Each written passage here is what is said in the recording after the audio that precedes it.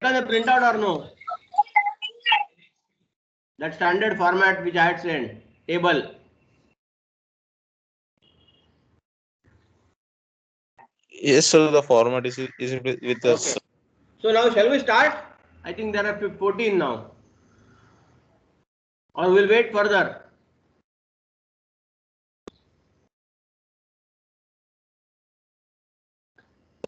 Sir, maybe a minute or two, sir. Okay, a minute or two I will wait. They tell me once people are there, okay? Okay, sir. Okay. Yeah.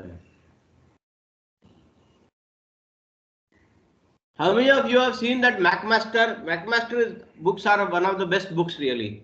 They are not very lengthy and to the point and very sufficient for the course like MSc.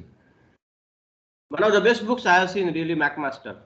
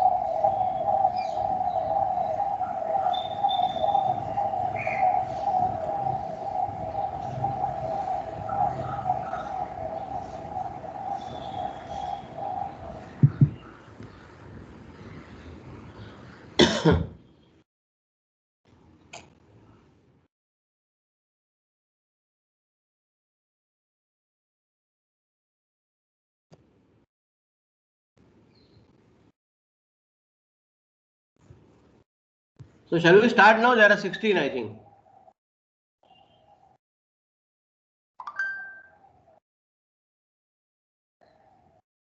Yes, sir. Yes, sir. Okay. So now today we are going to see the interpretation part. See, we have seen all the basic aspects of mass spectrometry. First of all, we started with the mass spectrometry. What is mass spectrometry? So basically a technique for structural elucidation of organic molecules as well as some of the inorganics, but majority of the organic molecules. So it is mainly organic mass spectrometry we always study. Then it is for the quantifications also. Mass spectrometry is a very powerful tool, very sensitive tool, and can be used for a very sensitive analysis, like where I want to see traces of material, like parts per billion or parts per trillion level. Mass spectrometry is the best tool really. So the all kinds of femtogram analysis, that is 10 to the power minus 15, where I really want very sensitive detectors. The mass spectrometric detector is one of the best detector really. Then mass spectrometry has got a lot of advantages over other techniques. One of the major advantages is that it can give you structural elucidation of the compound. So when it is coupled with a technique like LCMS and GCMS, they become most powerful tools. So again in mass spectrometry there are a lot of varying things, like you have got different types of ion sources. As yesterday I explained, for some of the very stable molecules which are not really getting degraded at all, which needs a big force, you will need a very strong or the hard ionization techniques like EI or and coupled with that again CI if it is required. And for other biomolecules like proteins, peptides, you need a soft ionization technique whereby thermospray is there, electrospray is there, then you have got APCI is there, and for some of the desorption techniques, like whereby it is not possible to do chromatography or the quantity of sample availability is very, very small. I do the direct desorption techniques whereby I can do FAB, that is fast atom bombardment, and I do the MALDI, that is matrix assisted laser desorption ionization. Now, so for varying quantity, varying molecular weights, what mass spectrometry knows is only positive or negative ions. Mass spectrometry cannot analyze neutral molecules or neutral materials.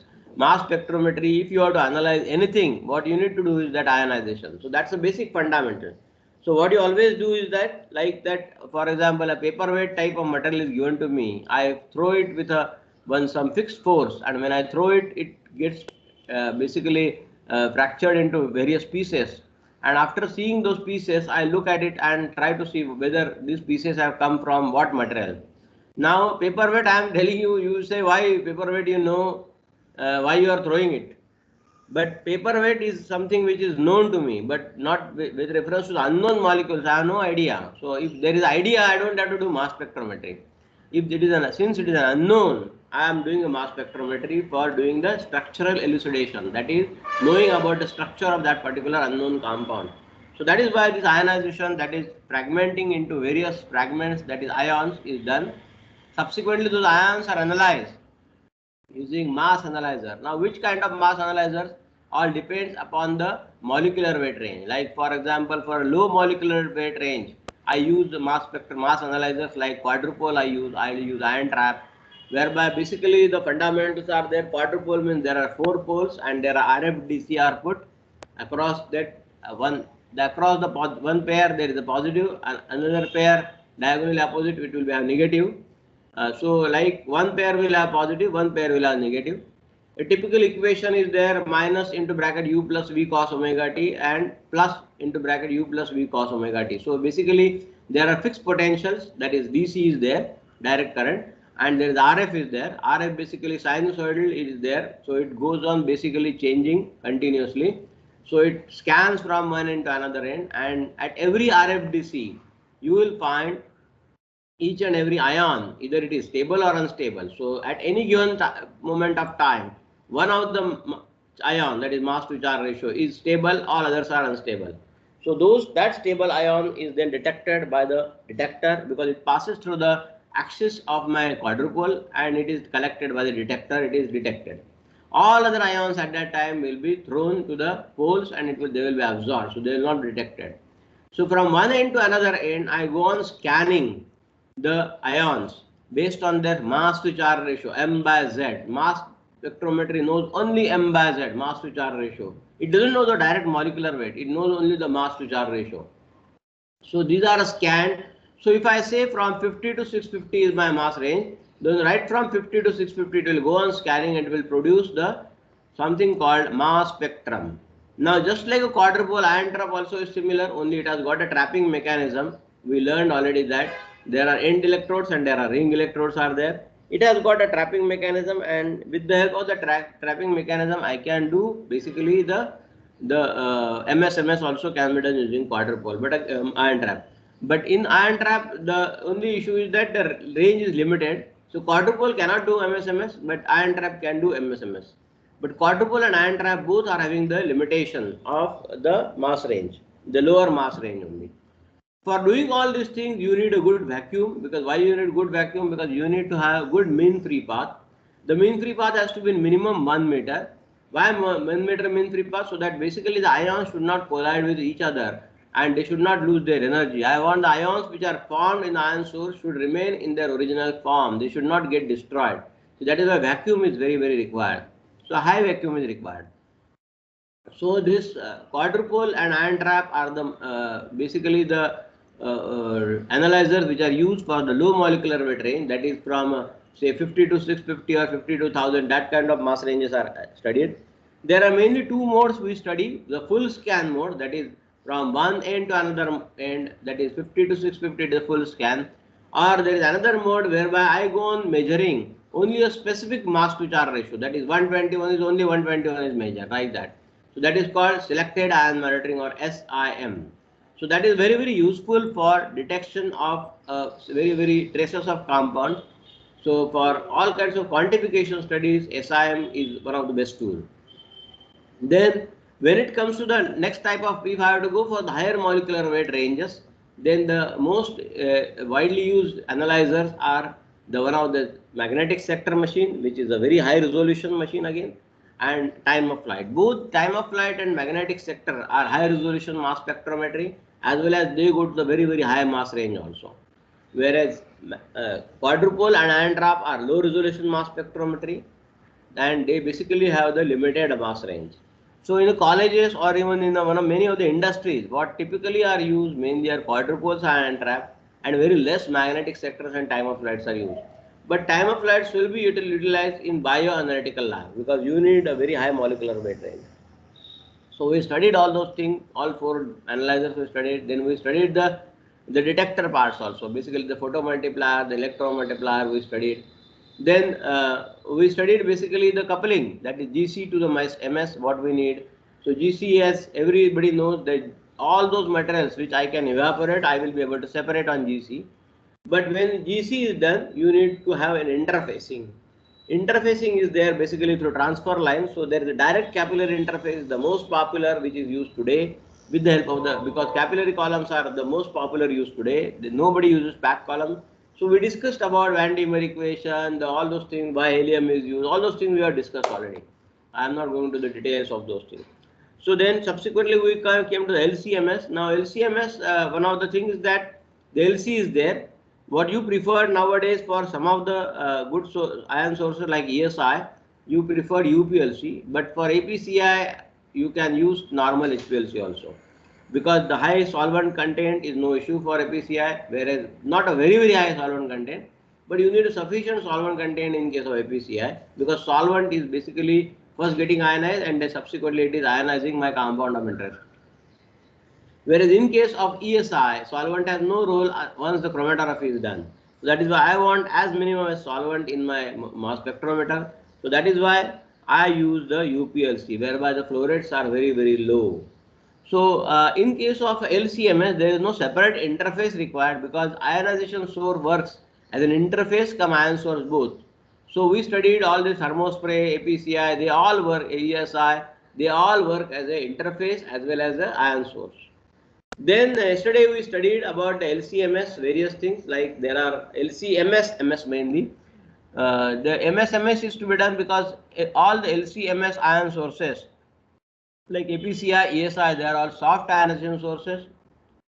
And in the soft ionization, you do not get much fragmentation. You get only the molecular ions and maybe M+1 or maybe some association type of complex, but very less fragments.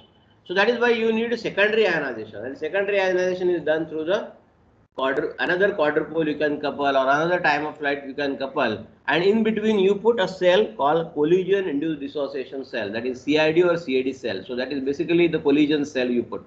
So in the collision cell there is helium or argon or xenon, generally argon, xenon, or sometimes nitrogen. So that is, these are the gases which are used, and they basically bombard your ions which are coming from the first analyzer, and then they are bombarded.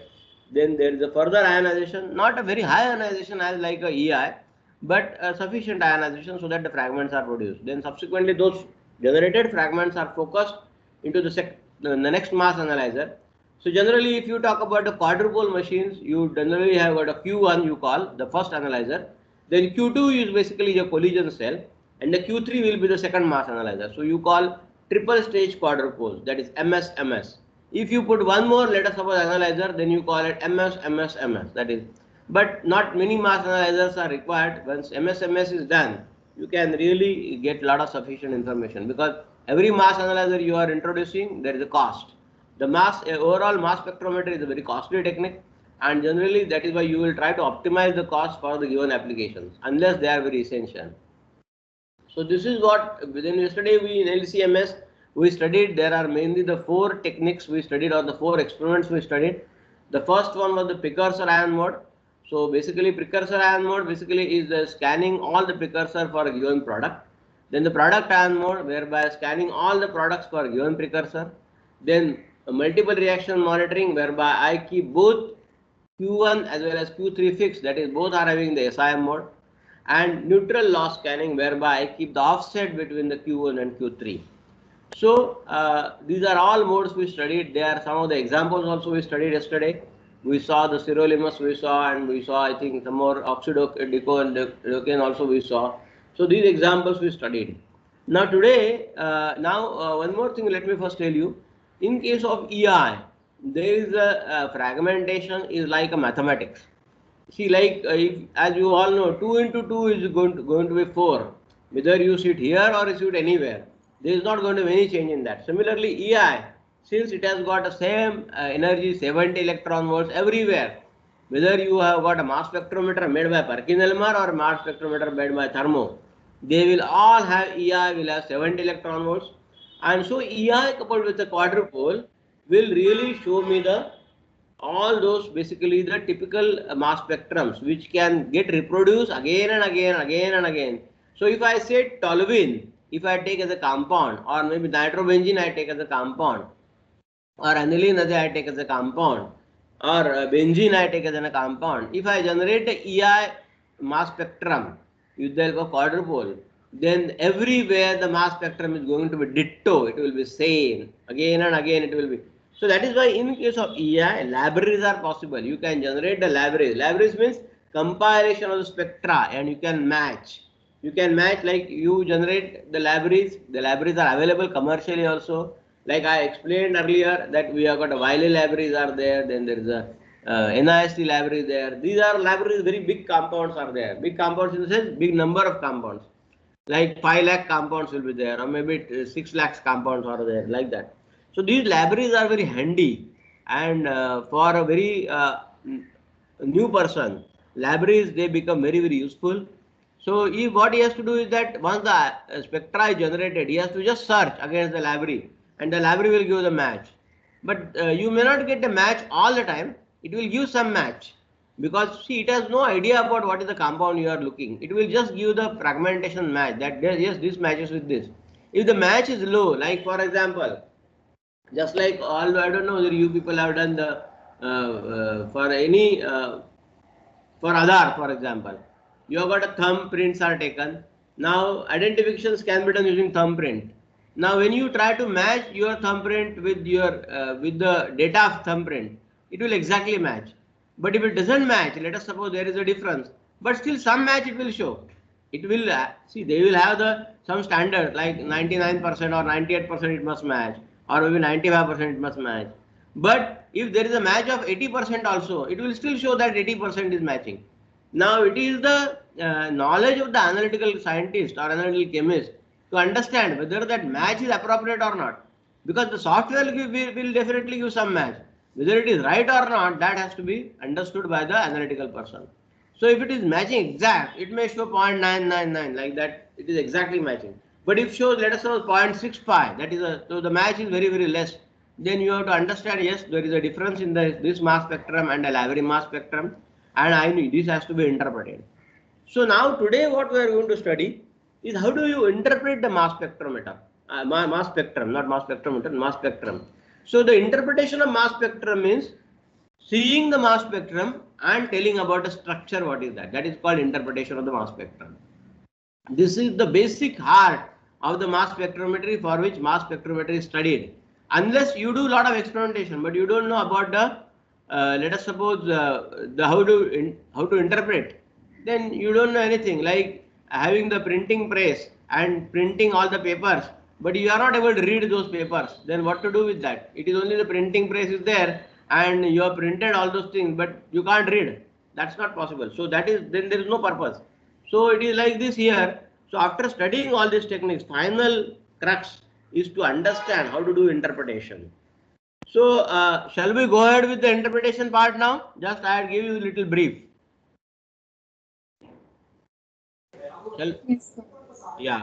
Now you must always remember when we talk about interpretation, all these rules, they are all for EI only. that is electron impact mode or electron ionization mode, not for APCI or ESI, because these are all soft techniques.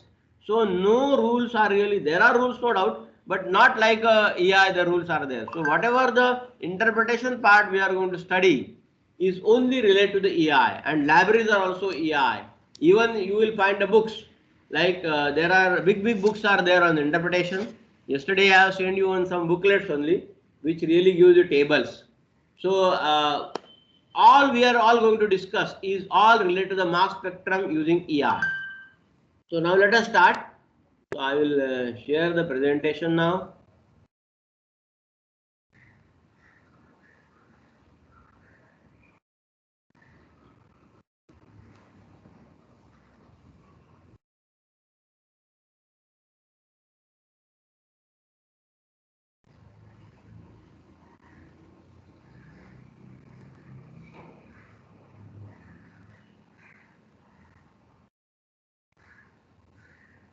Can you see?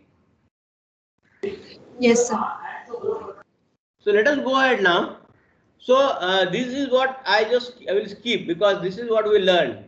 See, we are consider the ionization of the analyte species AB. This is electron impact ionization I am talking about. So there is a AB is a species. When you are bombarding with the electron, then you will give A plus B minus. Okay. Or you may have AB and E minus, that is electron, giving rise to A plus B 0 plus 2A minus. Like that, variety of equations are possible. So this is what we have already discussed. You remember this or no? Do you remember this? Yes or no? Anyway, so basically it talks about the fragmentation part. So the fragmentation of AB into A plus and B minus, or A plus B 0. And what I need always is I am interested in the molecular ion. So the first one, A plus or B minus, are called fragments. So A plus will be detected by mass spectrometer. B minus will not be detected by my mass spectrometer. That is because I am always doing either positive ion mass spectrometry or negative ion mass spectrometry. So the positive ions are detected in A plus here because I am operating on the positive ion mode. So now there is another which is possible, that is AB plus E minus, giving rise to AB plus. So this is the one which is AB plus, which is I am interested. So basically the molecular weight remaining same and having the one charge. That is what I am interested. Or I may have the self chemical ion, but that is very rare. So the molecular ion weight remaining same and having the positive charge is what I call the molecular ion, which I am interested. So I am always interested in molecular ion. Molecular ion will give me the molecular weight of the compound, and A star or A plus will give me about the fragments. So let us go one by one now. So how does it work? Let us see now. When I have got a high energy electrons, which all you know is 70 electron volts, okay, then this E minus is there. If it is bombarding on this C2, this is a molecule which is basically the ethane. You remember all alkanes? Alkanes you remember or no? Yes, sir. CH2n plus 2, right? So this is C2. See, this is C2H6. That is what is an alkane, which is an ethane. So when ethane is bombarded with E minus, then you get such kind of fragments you may get. So this is one of the positive fragments which will be detected. This is dot without anything, any charge, it will not be detected. It's like a neutral. This is again, it is having a charge, so it will be detected. So this is the one which will be having the same molecular weight, you can see. This molecular weight of this has remained here, this same. So this is called, I called as a molecular ion. This is the molecular ion and this is the fragment where this is the neutral. So this is the fragment I am interested and this is the molecular ion. But when mass spectrometry analyzes, the mass analyzer analyzes, it doesn't know the structure. It only is the molecular weight, that is m by z only it knows, mass to charge ratio. So it will show the mass to charge ratio related to this. It will show mass to charge ratio related to this. So these are the two peaks I am going to get here. So by looking at the m by z of this and m by z of this, I will be able to interpret that yes, this must have come from this. Like that the whole interpretation works. There is a possibility of this is also formation is there. So there is a loss of one proton is there here. So like variety of these things are possible. These are all fragmentation. So the molecular ion may possess a large amount of internal energy. So what is happening is that this is the molecular ion which may again break to form the fragments. So the molecular ion may possess a large amount of internal energy which causes it to undergo chemical reactions leading to smaller fragments. But I am interested always in the molecular ion. The pressure in the mass spectrometer is very low, which means that collisions are very rare. That is why we keep high vacuum. Fragments are formed by unimolecular interactions. By subtracting the mass of an observed fragment from the mass of the molecular ion, we can obtain the mass of unobserved fragment. You write down this. You write down this mass spectrometry fragmentation.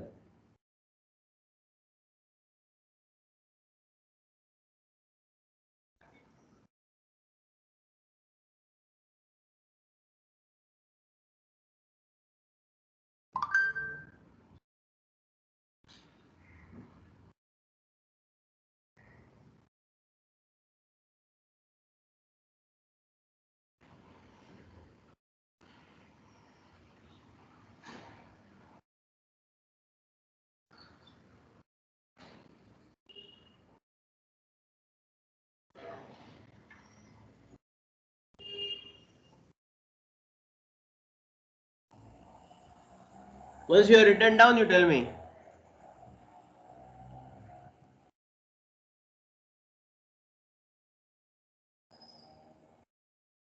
Today you have to write a lot.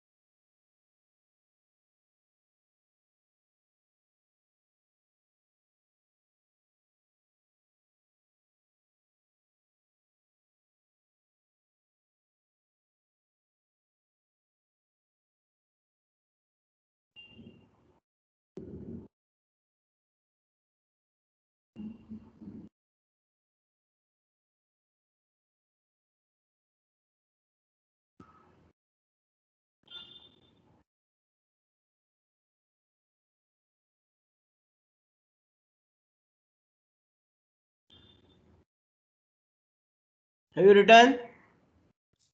Done, sir. Done, sir. Sir. Okay. So now let us see that basic interpretation. Most mass spectra are not simple to decipher due to interferences, then complexities of fragmentation.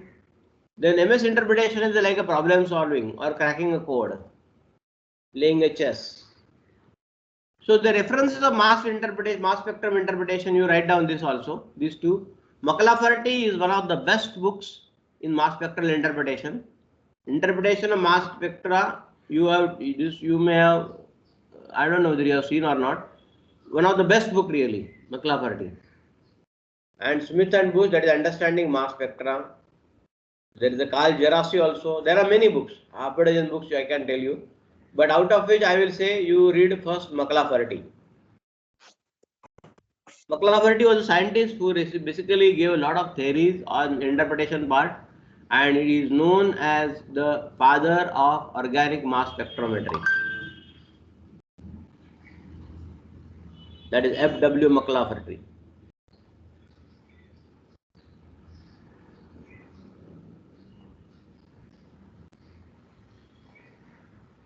Done, sir. Okay. So this is another which is there. Lee is there.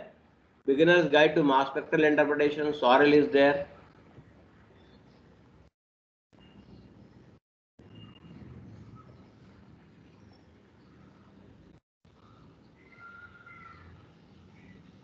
See, I am always telling you, you must refer books, not notes, because notes are any other presentations are always very short. They may not have the complete details because many things are not written in the notes or even in presentation. They are explained, whereas books explain you a lot. So you have written this. Yes, sir. So now there are three steps. Again, you must write down. Run the spectra you get against the database. The first thing which I will do always when it comes to interpretation, I will first run the spectra. Now, whatever the spectra I obtain, I have done the mass spectrometry experiment. I have got the mass spectra. I will first run that spectra against the database. Database means library if it is available. Like as I said, NIST or Wiley, or I may have my own library also, that I can go on generating my libraries, my standard spectra for my known compounds. Then obtain high resolution spectrum if possible.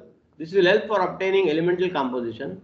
Then follow standard interpretation procedure SIP and make sure that your identification is self-consistent. See, like you have to always hypothesize something, again cross-check, hypothesize, cross-check. Like that it has to be done. So it has to be self-consistent. You once you do hypothesis and you draw conclusions, your conclusions must be consistent to the what data you got. So if it is not matching, then it is not called self-consistent. It has to be self-consistent. So write down this.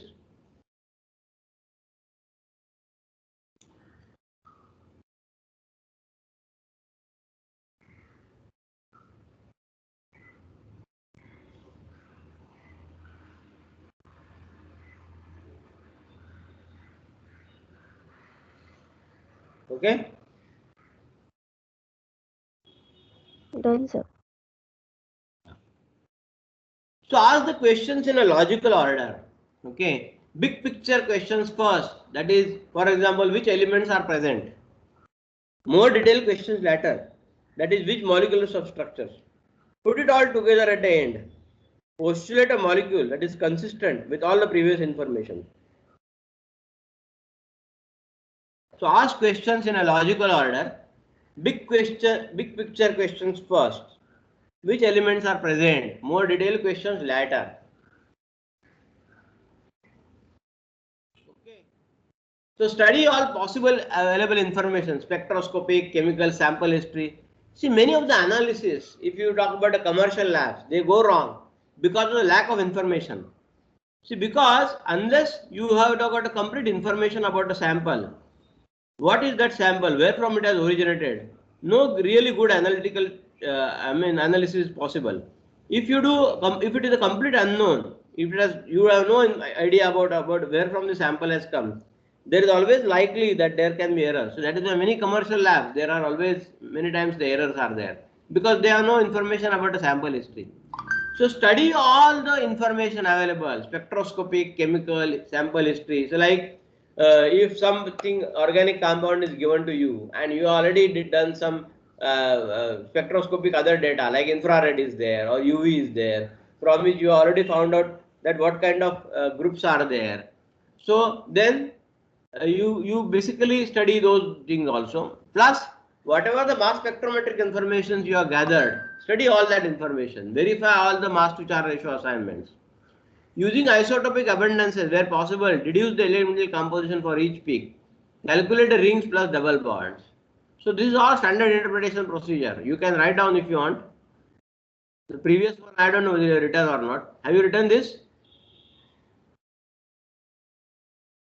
Have you written? Yes, sir. No, sir. So write this.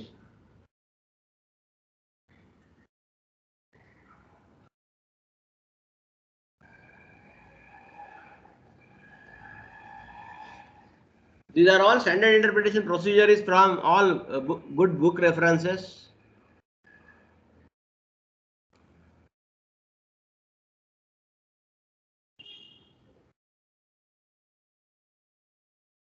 Okay. Yes, sir. Then study all available information using isotopic abundances, reduce the elemental composition. Then have you written this or you have to write? So we have to write. Okay. Write then.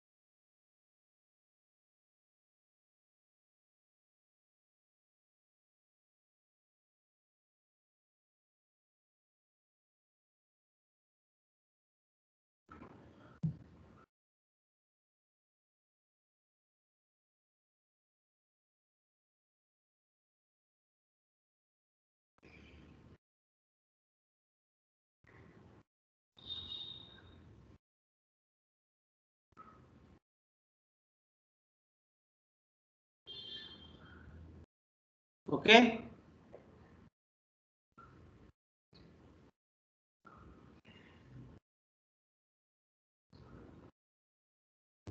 Have you written? Yes, sir. Yeah. Yes, sir.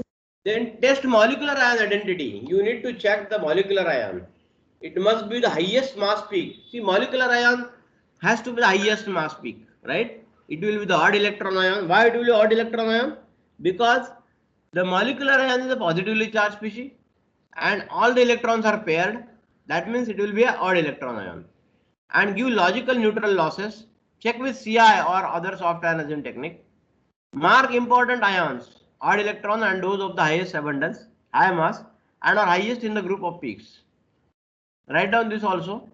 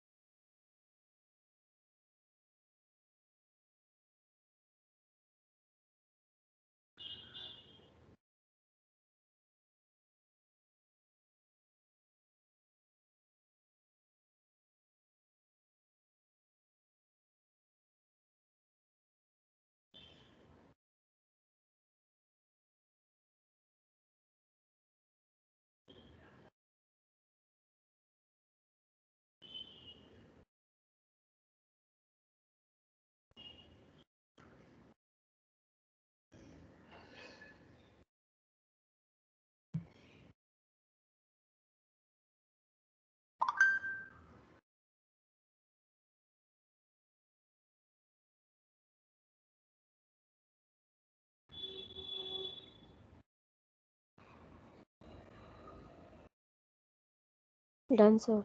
Yeah. So I need to see the molecular identity. How to see that? That we are going to see subsequently. Study general appearance of the mass spectrum, molecular stability, labile bonds, postulate and rank possible substructure assignments for important low mass ion series, important primary neutral fragments from M plus, important characteristic ions. So these are all basically. Then you write down this definitely. Postulate molecular structure. You can skip this slide. You can write this. Postulate molecular structure. Test against a reference spectrum. Against spectra of similar compounds or against spectra predicted from mechanisms of ion decomposition.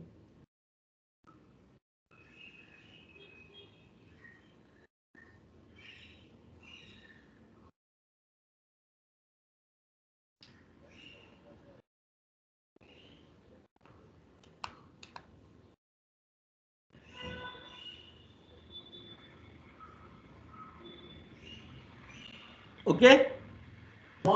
Yes, sir. Done. Somebody is saying something.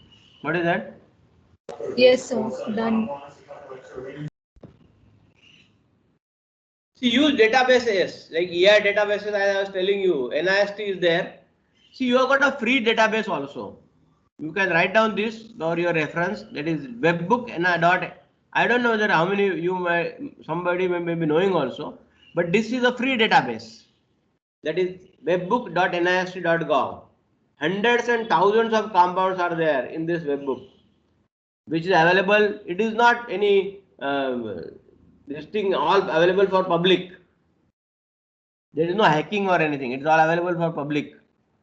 Then NIST offline, while they are chargeable, finally said they are all chargeable basically. Hundreds and thousands of molecules are there. As I said, lakhs of molecules. So NIST webbook is the best really for, it has got all other spectra also. It has not only got the mass spectra, I think it has got UV spectra also, it has got infrared spectra also. So the thermal properties also it has got. See, natural isotopic abundances, you must be aware. That is hydrogen. When it comes, it has got three isotopes mainly. The two isotopes are very common. That is, one is that normal hydrogen, which is hydrogen 1, and hydrogen 2, that is the atomic weight is 2, which is called deuterium. Right? Everybody is aware of deuterium or no? Deuterium, that is typically heavy water you use in your reactors, atomic reactors. That is called D2O. Just like H2O we drink, there is a D2O. But this abundance of deuterium in nature is there. Abundance in the sense a fixed quantity. So any water you take, it is always 0.015%. You can see the plus one, the one here. So percent of deuterium is always there. It doesn't harm us. It is not a radioactive or anything. So this is there in any source. When you do heavy water, you go on enriching this D2O and you make the water which is a very, very high rich D2O. Similarly, carbon, where I take any carbon, carbon has got atomic weight of 12 and it has got a carbon 13 is there in the nature everywhere.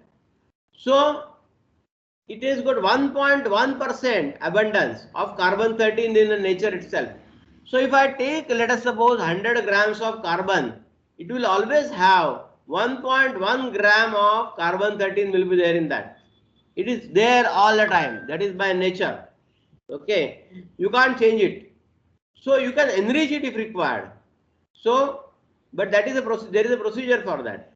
So let us suppose if I take benzene, what is the molecular weight of benzene? What is the molecular weight of benzene? Anybody knows what is molecular weight? It is C6H6. Carbon 6 or carbons are there and hydrogen 6 are there. So what the molecular weight? Carbon is 12. 12 into 6 becomes 72 plus 6. That is 78. Right? So if all the carbons are 12, then the molecular weight becomes 78. Now as I said, there is always a possibility of 1.1% of carbon 13 is there. So whatever the carbon is attached, there is a possibility that 1.1%, and since there are 6 carbons, so the 6 into 1.1, so 6.6% of carbon 13 can be there. So that is why there is a possibility instead of 78, you may have one, that is M plus 1 also, that is because of carbon 13. One of the carbon 13 is 13, all others are 12, these all possibilities are there. So you may have M plus 1 peak, that is carbon 13, instead of 78 you may have 79 also, because one of the carbon is 13, then it will give 79. And that possibility will be 6.6% because 1.1 is the abundance and there are 6 carbons, so 6 into 1.1. So we'll come to that all those calculation afterwards. So this is, you can say as such, this isotopic abundances is a table which is there. You can just see any literature, you will find this table is there. Similarly, nitrogen, you have got 14. See, this isotopic abundance table will come again and again in our today's lecture also. So only once I will explain you, afterwards I will not explain you again and again. So nitrogen, it has got a nitrogen, the atomic weight is 14 and you have got nitrogen 15 also is there to the 0.37% by nature. Similarly, if you go to silicon, it has got a atomic weight of 28 and 29 is there to the as has 5.1. So any silica which is available, 5.1% of silicon is 29. Similarly, if you go to the sulfur, it has got 32 is the atomic weight of sulfur and 33 is there which is 0.8% in the nature. Now if you see subsequently A plus 2 also here, like for example silicon also, there is a 30 also possible. So not only 28 and 29 are possible, there is 30 also possible, which is 3.4% in the nature. Similarly sulfur, 33 is there 0.79. So 34 is there to the level of 4.4%. Now who has done this? This is by nature itself. You can't, there are no rules as such that what should be the isotopic abundance. It is by nature, it is there. Similarly, chlorine. You have got chlorine, one of the isotope is 35, other is 37. So 100 is to 32. So that is why you will know when you take chlorine, then why you say atomic weight of chlorine, how much you say generally? When you have to calculate atomic weight of chlorine and calculate, let's suppose sodium chloride is given to you and I ask you molecular weight, you tell me. So sodium is 23. What is the atomic weight of chlorine you will take? 17. No. 17 is not atomic weight of chlorine. No, sorry, sir. 35. 35.5 you always take. You do Yes, not sir. take 35. Are you aware of this all things or no? In the chemistry experiments, whenever there is a HCl you make, 36.5 you take as the molecular weight. 35.5 plus 1. Where from this 35.5 has come? See, 35.5 has come from the average atomic weight, because there are always, when there are 100 parts of 35 is there, there are 32 parts of 37 is there by nature itself. So that is why you take an average of that. So with reference to the ratios, it is 100 is to 32, that is the ratio. That is why you take 35.5. So when you calculate exactly, it becomes 35.5. So that is why you take 35.5. Similarly, bromine, you take 80. Why you take 80? Because 79 is 100% and you have got another isotope of bromine which is 81, which is 97.3. So almost 1 is to 1. So that is why you take an average atomic weight of bromine, you take as 80. Something like 79 point something, 9 something. Similarly, iodine, you have got 127, there is no isotope of iodine at all. So there is only one, that is 100. Is this table clear to you? Otherwise, if this table is not clear to you, then subsequent this thing will all go bumper. These are all decided not by me or any scientist. These are all decided by nature. This is in nature itself. How it has happened? It has happened. It is there. Whenever there is a chlorine in the nature, see there is a large ample amount of chlorine is there in the nature in the sea in the form of sodium chloride. You have got almost 3 to 4% of sodium chloride in water in the sea. So you can imagine how much sodium chloride is there in the sea. Large quantity. This kind of chlorine is there, or whatever the nitrogen is there in the air. It has got 14 months, it is there, 15 will be 0.37 all the time. So unless it is enriched by you in the laboratory, if you are enriching in the laboratory, that's a different situation. Otherwise, by nature, if I take any wood, wood will contain the cellulose. Cellulose structure is a carbon. Okay. As soon as there is a carbon is there, for every time there will be carbon 12 and there is a carbon 13. So carbon 13 is the atomic weight. 1.1% of carbon 13 will always be there in any carbon 12 or any carbon, I will say. So there is will be 98.9% of this thing will be there and 1.1% will be like this. So like that it will be there. Similarly in chlorine, whatever the nature contains sodium chloride in the sea, it will always have one part of 35 and equivalent parts of 37. That is 32 parts to 100 parts. That kind of equation will be there. So that is why you take 35.5 is the, since you derived from nature only sodium chloride, you don't make separately laboratory 35 chlorine you take and then you make that sodium chloride. So you don't do that. So you get from nature only. That is why you take 35.5. Similarly, bromine also, it is there by nature. 79 and 97.3. So that 79 and 81. So you take an average atomic weight of 80. Is this table clear to you, all of you? So that is why when this 1 is there, I call it this as M. I call this M plus 1 or A plus 1. I call this A plus 2. Is it clear, this table?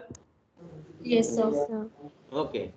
You must remember this table all the time. If you are a mass spectrometry person and you want to, you have to take a printout. This is all available in the standard literature. This you don't have to by heart. You can keep your reference. But subsequently with time, you will know always that yes, chlorine when it is there, this much chlorine is there all the time. Okay, let us proceed further. So certain numbers will always show up often in the mass spectrometry, like CH3, 15. See, these all will be there in your. Yesterday I have sent you one small booklet. I don't know how many people have opened that booklet. Have you seen the booklet? Interpretation Yes. of mass spectra, in which all these things will be there. You will not have the rules, but all these tables will be there. See, CH3 is very common, which will be seen in the mass spectrum. There is a loss of 15 will be there. These will be the numbers, that is by subtraction. CH2 also will be seen, 14. CH3, CH2 will be seen very clearly, 29. These numbers always show in the mass spectra. When we go to the mass spectrum, I will tell you, explain you more. CH3, CH, CH3. We are all dealing with the organic mass spectrometer at this moment. 43 is very common. Similarly, CH3CO. These are all groups are very common, 43. Then 57, because the isobutyl. Then CO, 28.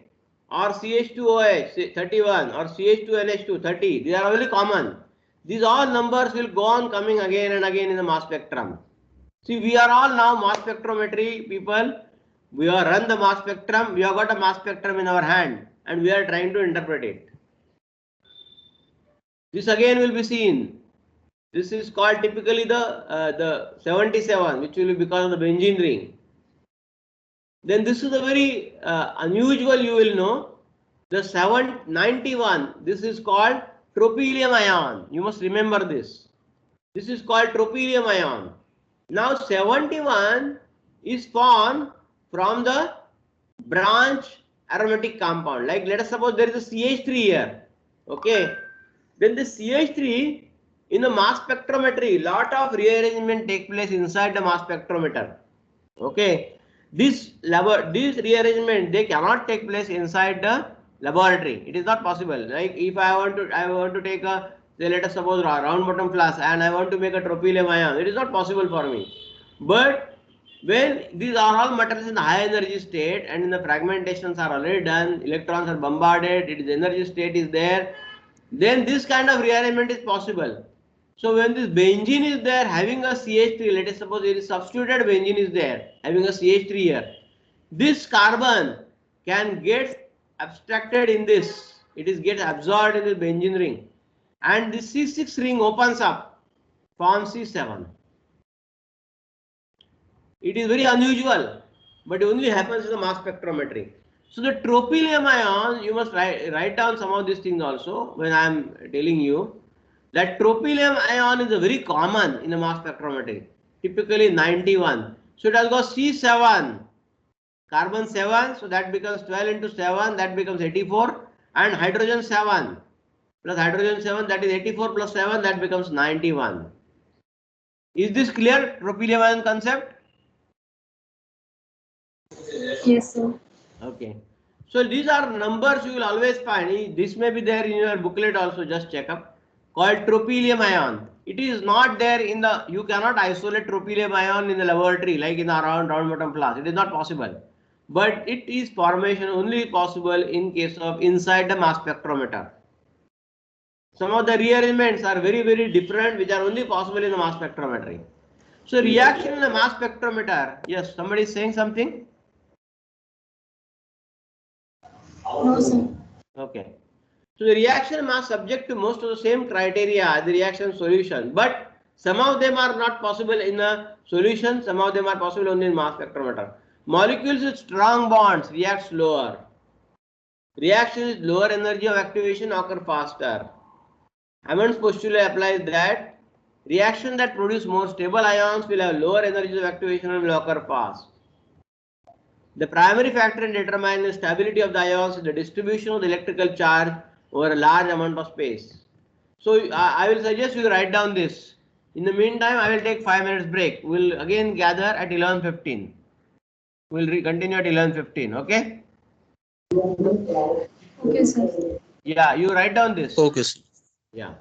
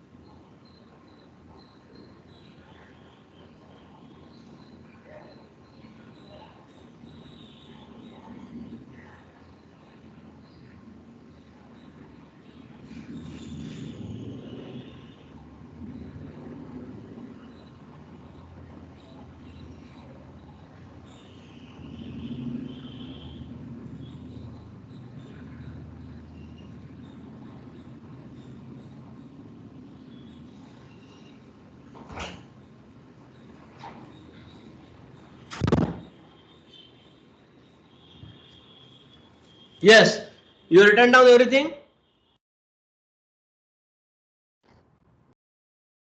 Have you written down?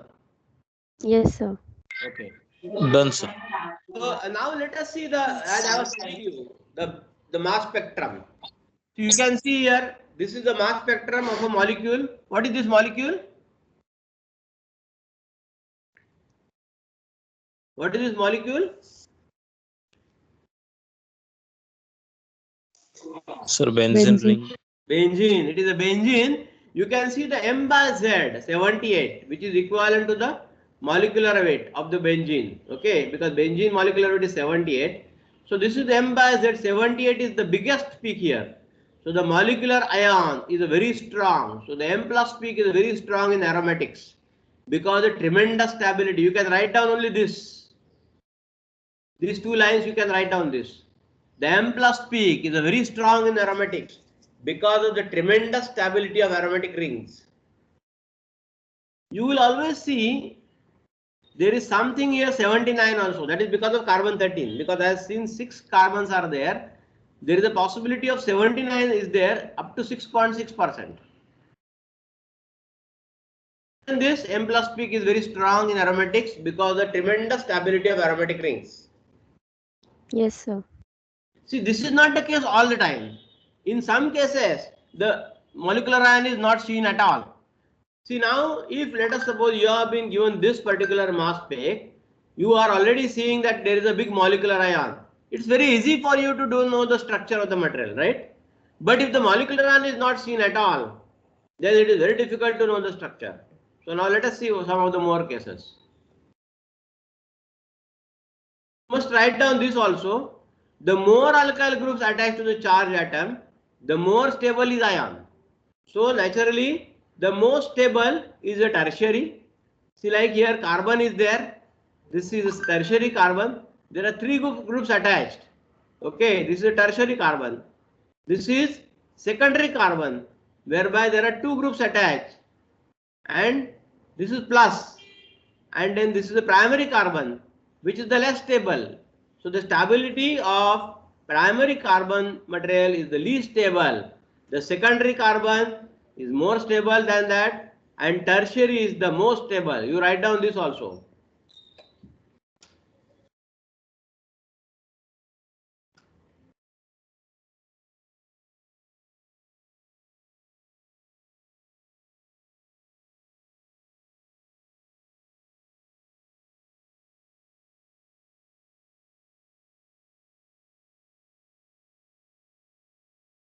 Done, sir. Yeah. So always remember when you do interpretation of mass spectra, a very stable groups or the stable molecular ion will indicate you, and very strong molecular ion will that it may be aromatic. Some of the places it may be tertiary carbon, like that. Now you can see this is a hexane C6H14. So it is typical alkane. Now you can see the mass spectrum. Can you see the molecular ion stable? Stable in the sense bigger molecular ion, very small, there is nothing. So you can see the molecular ion weight is 86. That means the molecular ion should be seen at 86. Can you see 86 is there, very small. Whereas as compared to that, the benzene was the largest because benzene is aromatic. Whereas hexane is a long chain aliphatic. It is not aromatic compound, it is a long chain aliphatic like CH3, CH2, CH2, like that it is there up to 6 carbons are there. So C6H14. So typical alkane which is CnH2n plus 2.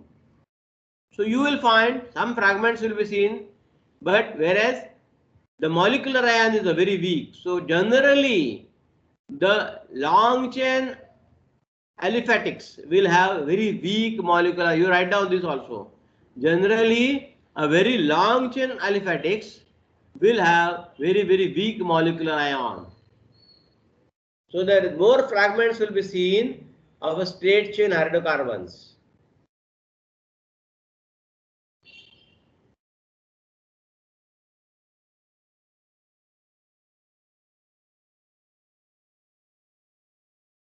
Okay. Yes, sir. Yes, sir. Is this clear to you that I have shown you two spectra? One is benzene, one is hexane. Both are having C6. Both the carbon numbers are C6, right? But one is having a very high molecular ion, very high strength of molecular ion, or the intensity is very high, where the second having very low. So the molecular ion, the intensity is completely dependent on the structure, not on carbon number. So although the carbon number is same, you may have very weak molecular ion or you may have very strong molecular ion. So here it is M plus is there, which is, see now if you talk about aromatic, it is a very strong. This is still something is seen, so they say some strong. Nothing is seen, they will say weak. Because here it's a relative, so we say very strong. This is called strong, 6% is seen. And then subsequently it will be called something is seen, but if it is further long chain aliphatic, nothing may be seen. See, as the carbon number increases in aliphatics, you will find the molecular ion is a very feeble. There is nothing will be seen. So the strong M plus peak is 6, maybe this may be 10% only, which is very weak, I will say. Still it is available, I will say. Now M minus 15 not the base peak here. See, like the first carbon losing. See now, if you can draw structure, everybody should draw structure of hexane in your notebook. I will tell you the structure. CH3 dash CH2 dash CH2 dash CH2 dash CH2 dash CH3. Everybody has written?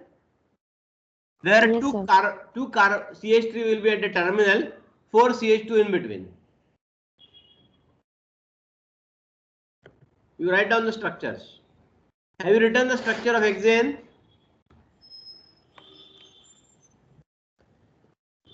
Yes, sir.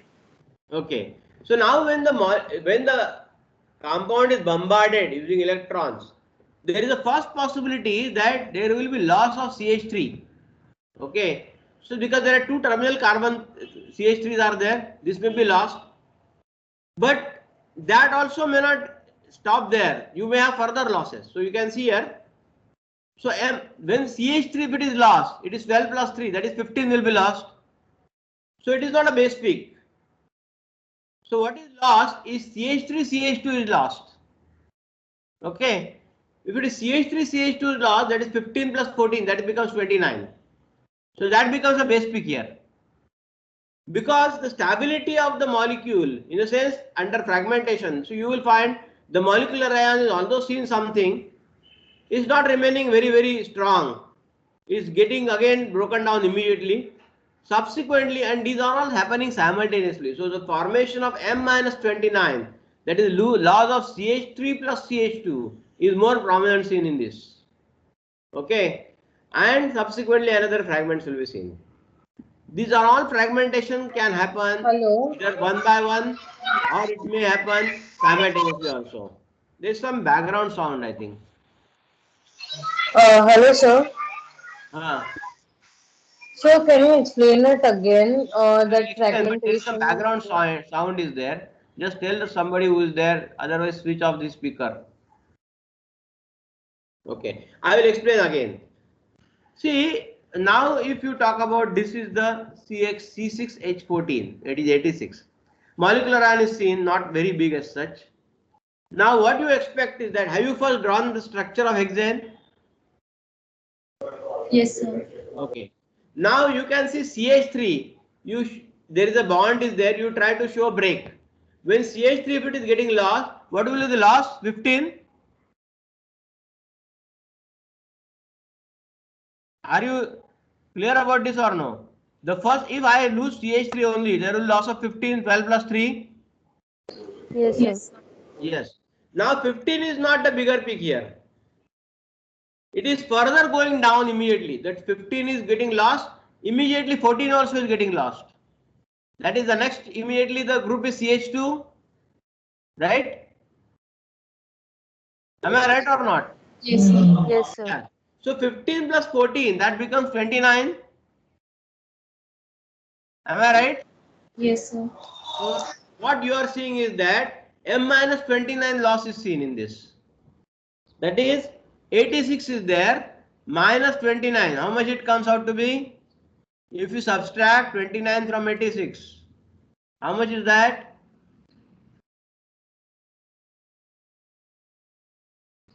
So 55. 86 minus 29.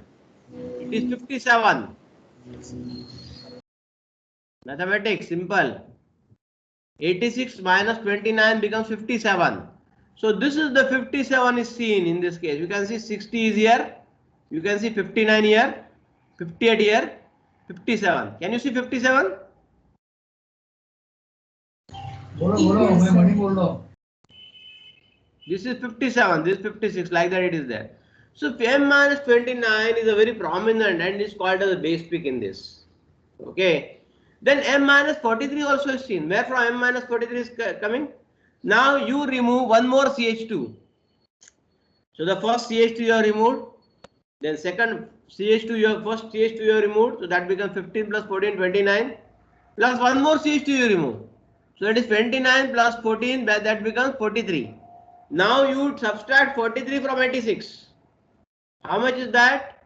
43 again, right? So you can see 40 is there, 41, 42, 43. So this is the 43 I get here. So 86 minus 43, that becomes again 43. So I see the next peak as 43. And again like that. So there is a further. So these are the three prominent peaks I am getting in this benzene, in the hexane mass spectrum. It is 86 I am seeing. That is the molecular weight, that is the molecular ion. Then M minus 15 is not seen much. But M minus 29 is seen. Now if I see 86 is seen in this, then I see here 57 is seen in this. Then I see here 43 is seen in this. I will be able to interpret that yes, there is a possibility of 29 might have lost from 86. If 29 might have lost, there may be possibility that I may get 57 here, because 57 will be. Can I see 29 loss here? Can I see 29 loss here? Can anybody tell me? No, I can't see. What I see 29 loss is by subtraction process. 86 I see. I minus 57 in this. I get 29. That is how I am trying. I am analyzing. Similarly here, from the 43, from the 57, I subtract this 43. Then I get 14. So I am saying 14 is loss. So this is 29 plus 14. That becomes 43 is loss. So this loss which I am seeing is through subtraction process. What I am seeing is only the next fragment I am seeing. So this I saw, then this I saw, this I saw. From this tree, I will be able to make out something that yes, there is a possibility that it is 86 is there. Then I am seeing there is a 57 is there. Then there is a 43 is there or seen. And I have used this table already, the first table. These are the groups which are very common. Like I have given you already, this 49 is there, 15 is there because of this, 29 is because of this, 43 because of this. Like that, it is already lost. Right? So if that is so, and I have got all the tables with me, but with the help of these three things, I will be able to make out something that yes, this may be this may be hexane. Now we will come to the more details on this. Is this concept clear now? Yes, sir. Yes, sir. Okay. So let us go to the next now. The fragmentation of branch alkane, branch points can lead to relatively stable carbocations. Cations means the positive ions and anions means negative ions. So molecular ion peak is not always present. Fragmentation will lead to the most stable carbocations which then will lose CH2 groups as before. See, like you can see predicted fragmentation, you can write down this also. There is a 4,4 dimethyl octane. You write down this structure. So this is when there is nothing is written, this is called carbon. Okay, this carbon means carbon CH3. CH3, CH2, CH2, this is CH here. This is again CH3, CH3, CH2, CH2, CH2, CH3. Like that it is there. In the joining point, it will always be CH2 because you cannot have more than 4 valency for carbon. And at the end terminal point, it will be always CH3. You write down these structures. So this is called 4,4 dimethyl octane. So there is a dimethyl here and then there is octane is here. So that is 1, 2, 3, 4, 5, 6, 7, 8. So there are 8 carbons, that is why it is called octane, and these are 2 methyls are there. So that is why they are called dimethyl. You write down these structures, then I will explain you this fragmentation.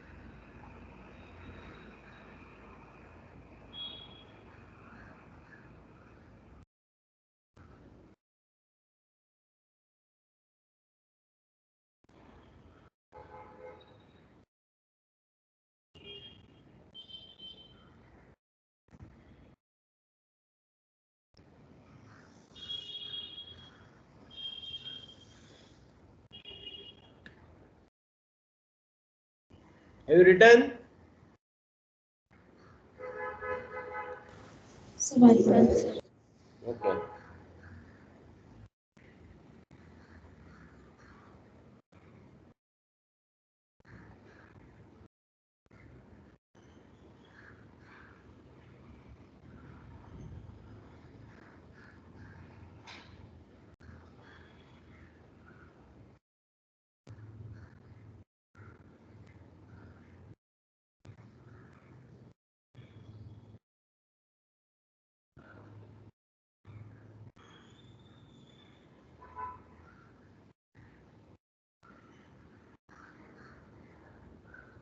Done, sir. Yeah. So you can see here, this is a 4,4 dimethyl octane. The first fragmentation possible when there is a, you can see this is a scissor here. So that this one carbon CH3 is going. So that is M minus 15 you will have. Plus 1 CH3 will be lost. So what you will see is here.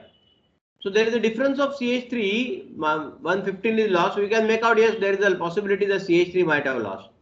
The second possibility is here. So then there is a possibility of this CH M minus 43, which is basically CH3, CH2, CH2 is lost here. Because there is CH3, CH2, CH2, that is lost. So this is another break possible here. Then there is a third break which is possible here.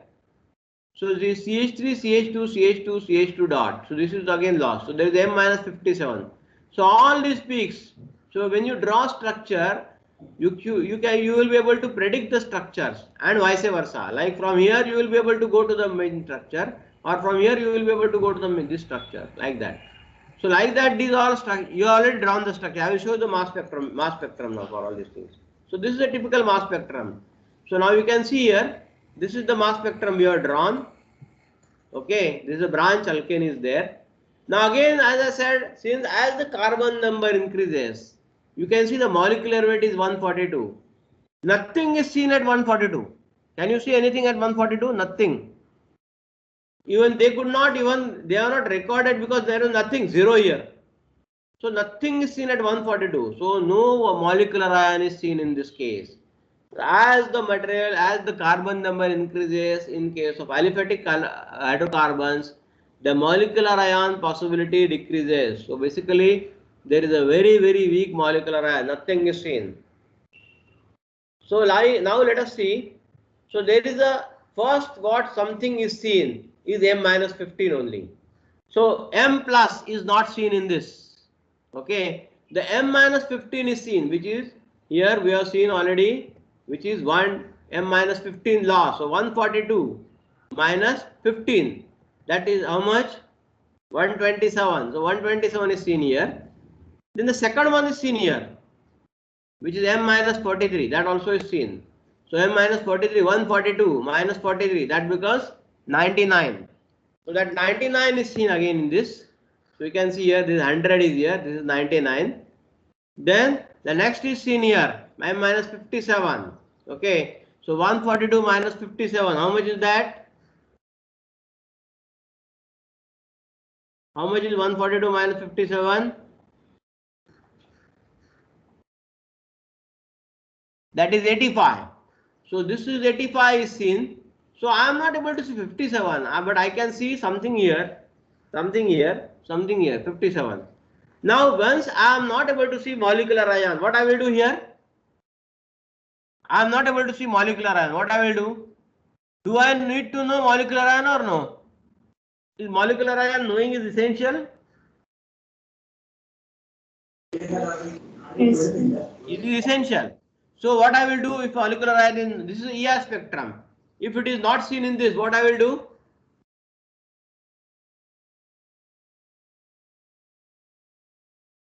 What I will do to see molecular ion? What I will do? You have learned all these things. I am really getting shocked why you are not able to answer simple question. I will do CI. I will do first CI. This is EI I have done. After doing EI, if no molecular ion is seen, I will do CI. From CI, I will know that molecular weight of this compound is 142. Okay. Because in the CI, I will be seen very clearly the molecular weight, molecular ion. M plus 1 I will see actually, 143 I will see. From which I will make out that it must be 142. Once I see that and I get the molecular weight of the compound through CI, then this peaks. I will be able to interpret. Yes, I am able to see here 99. So 99 might have come from loss of 43. Or I might have seen this M minus 15. There is a possibility 127 is seen. So 142 it must have come by loss of 142 minus 15, which will give 127. So this peak is seen. So then this is seen, then this is seen. Similarly, all other peaks also I will be able to interpret. So all these three things which I explained you earlier, M minus 15, M minus 43, all those things will be seen in this case. Just hold on. Huh?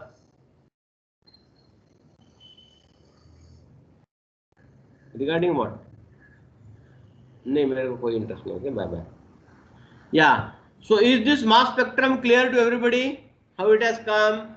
And if molecular ion is not seen, then what is to be done? Is this fragmentation clear to you people? Yes, sir. Yes, sir. Okay. Very good. This is how we are going to build now. Okay. First I am showing you simple mass spectrums. So benzene derivatives produce a variety of resonance stabilizers. You must write down this all here. See, like here, if it is any benzene derivative, I was telling you substituted benzene, not only pure benzene, substituted benzene, like here, there is CH2, CH2, CH2, CH3. So it can produce this, it will produce this. These are all resonance structure. That is delocalization of the charge. All resonance structure they are called. This is the, it will be forming, okay, and subsequently like this. So these are, they will be all stabilized through resonance. So you write down this. This all you write down. Benzene derivatives produce a variety of resonance stabilized, and here you write tropylium ion. Write down this.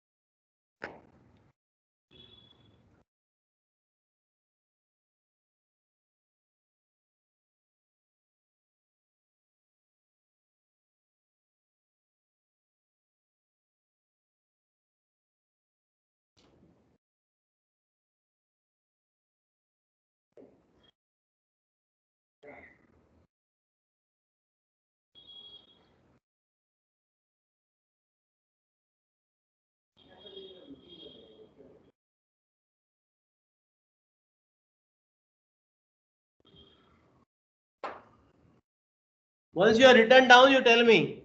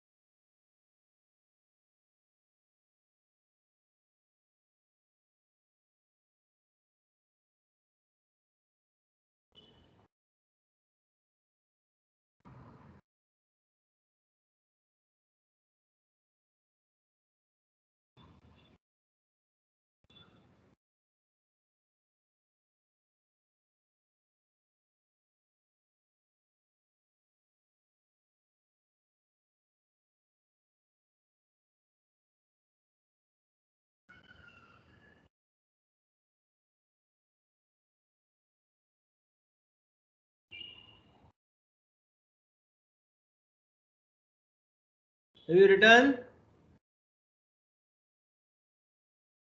So 1 minute. Okay.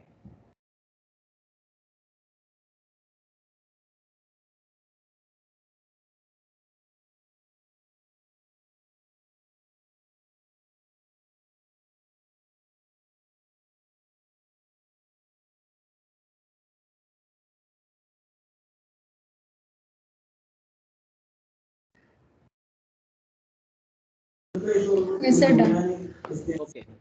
So now, have you written here that this is a tropylium ion? Yes, sir. It's a tropylium. Tropy. Tropylium. Lium. Tropylium. Lium. Yeah. So now you can see, let us see the mass spectrum of this compound. So this is the tropylium ion. So you will find this 91 becomes the biggest peak in this kind of structures. So tropylium ion, when it is seen biggest, then you must know 91 is a very typical, which is not seen by normal this thing. Is the biggest peak, then you will have to immediately make out this is like looks like a substituted aromatic compound. Similarly, here you can see this is another compound. Again, the tropylium is seen, but this has got one methyl also is there along with that. So, slightly molecular weight will be higher. but tropylium is seen because C7 carbon ring means tropylium ion. This is C7 carbon ring. Plus there is a one substituted here CH3 also. There is no CH formation any time, but C3, C7 it stops there. Here also you can see. Again the same. So the tropylium ion is a very prominent in case of all aromatic substituted compounds. Now let us see the mass spectrum again, very aliphatic, which is pentane. Now you can see here. Can you anybody calculate the molecular weight of pentane from this? Yes. Calculate.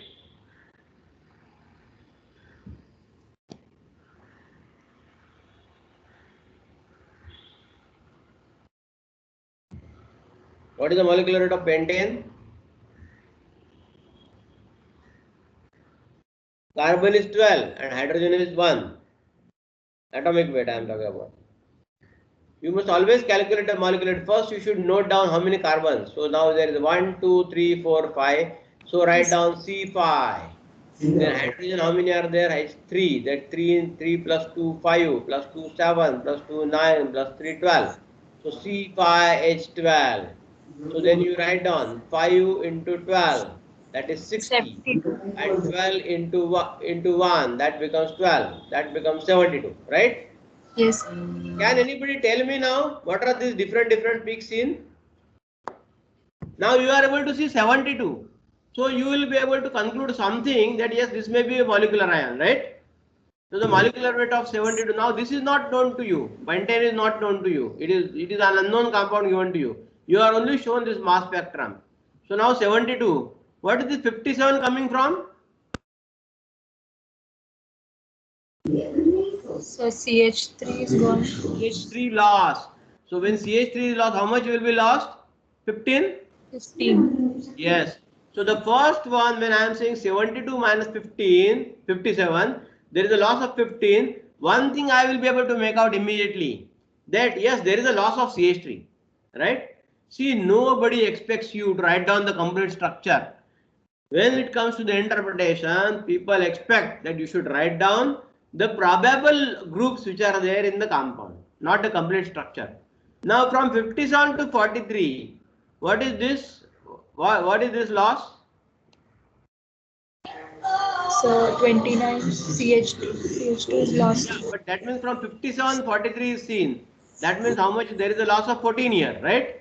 14. So 14 means CH2. Yes, sir. So there is a CH3 loss and CH2. So that means this is CH3, CH2 loss, right? So there you Yes. minimum this much you will be able to write. Subsequently there will be many. See, generally you don't interpret the mass spectrum below 50 because most of the mass spectrometers are all from 50 to 650. So the calibrations are not so excellent. See, up to 40, 35 is okay, but subsequently the calibrations are not so excellent. So generally you don't see, and there will be background noise also. So generally you don't interpret the peaks which are seen below 30, 40. Okay. Yes. Is this mass spectrum clear to everybody? Yes, sir. Okay.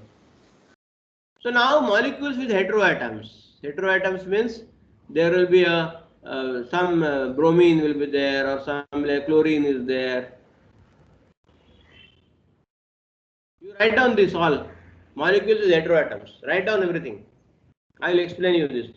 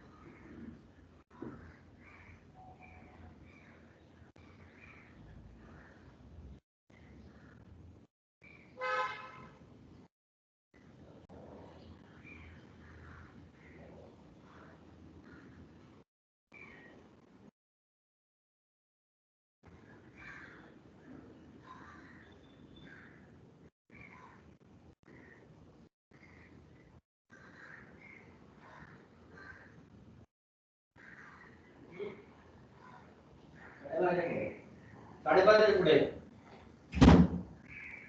you written down? Yes, sir. Okay. Now this all you are going to only explain me. Okay. Hydrocarbons which contains 1.1% carbon, so there will be a small m plus 1, right? This is clear to you? Yes, sir. If bromine is present, m plus 2 is equal to m plus. Why this is so?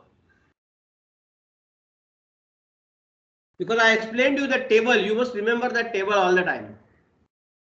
Because bromine has two isotopes. One is 79 and one is 81. When the mass spectrum is recorded, it will not average out anything. For your calculations, you can do that. But when it because any molecule is all bombarded, it will either have 79 or it will have 81, right? Yes, sir. Because it is not like an averaging something there. So you will when 79 is the bromine I am bombarding, I call M, and at some molecules bromine may be 81 also, so then M plus 2, right? Because there is a 2 extra, molecular weight is increased by 2. Is this clear? Yes, sir. So then I will have M and M plus 2 which will be equivalent, because you have seen already in case of bromine the 100 if you consider as M, that is 79, then 81 is 97, that is almost equal to 1 is to 1, right? So when bromine is there, you will always find M and M plus 2 equivalent. When chlorine is present, M plus 2 is 1/3. Why this is so? Because I explained you already, there is a 35 and 37 and 100 is to 32, that means almost 1/3. So when any one part of chlorine is there, 1/3 part of the M plus 2 will always be there. So that is why when M is there, which is considered as 35, M plus 2, that is 37, will always be there at 1/3. Is this clear? Yes, sir. Okay. When iodine is present, peak at 127, very large gap. Because once the iodine is lost, directly there is a loss of 127, right? There is a big loss. So there will be large gap will be seen. See, for example, if I have got a molecule of, let us suppose, uh, uh, some iodobenzene is there. So like just like bromobenzene, there is iodobenzene is there. So what is the molecular weight of iodobenzene? Can anybody calculate? You have to just see C6H6 will be substituted by one iodine. That is C6H5 plus 127. How much is the molecular weight? Can anybody tell me? Iodobenzene.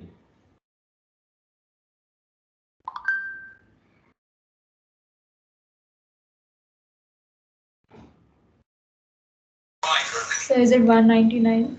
How? There are 6 carbons. 6 carbons are there. 6 carbons means how much? 72. Yes. Hydrogen, where are hydrogens? There are 5 hydrogens are there. So 72 plus 127, right? No, 72 plus hydrogen you have to take, na? Sir, is So 205. Plus 5 you have to take, na, minimum. It becomes 204. How 205? You draw the structure of benzene and just put one iodine to that. See, when iodine is attached, one hydrogen is getting lost, na, from benzene. Yes, sir. So that becomes C6H5I. Is it clear now? yes, sir. When it is C6H5I, C6 means 72, 5 hydrogens means 5, 77, plus 127. That becomes 204. Is it clear now? Yes, sir. Yeah. Now, if an iodine is only getting lost, you will get 127 straight away getting lost. How much is the molecular weight then you will get?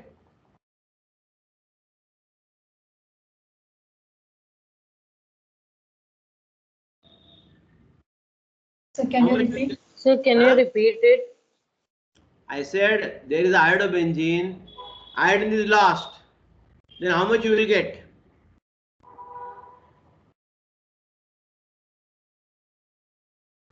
Then it is 77. 77 you will get. 77. There is a large gap. So if the molecular ion is seen as 204, then I was why I am telling you all this. See, like here the molecular ion seeing, and directly from here you will get something like here. You understand what I am saying? So the large gap will be seen because of loss of 127. So you will get directly 77. No peaks are seen in between, which indicates that there is a possibility of iodine. When there is a big large gap is seen, like the equivalent to 127, then there is a possibility of iodine. Then when nitrogen is present, M plus will be an odd number. So that I will show you the nitrogen rule is there, how it works really. Or then when sulfur is present, M plus 2 will be 4% of M plus. This is because sulfur has got multiple isotopes. It has got 32 and it has got 34 also. And 34 is equivalent to the 4% of 32 in nature. So that is why M plus 2 will be 4%. Is this slide clear to you?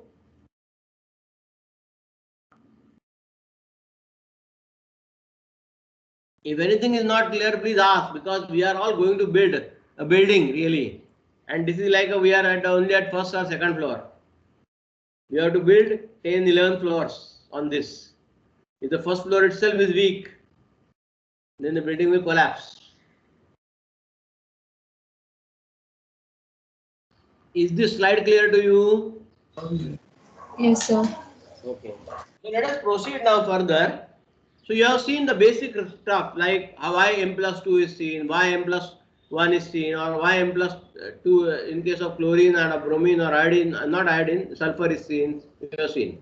Now this is a typical mass spectrum of a dichlorobenzene. Okay. You can see DCB, it is called, or you can see PDCB. You can draw structure also in your notebook. So this is a typical, and tell me the molecular weight of PDCB. Para-dichlorobenzene. See, the two chlorines are in the para position to each other, to the benzene. So that is why para, and there are two chlorines. That is why para-dichlorobenzene. PDCB it is called. Draw the structure and tell me the molecular weight of this PDCB.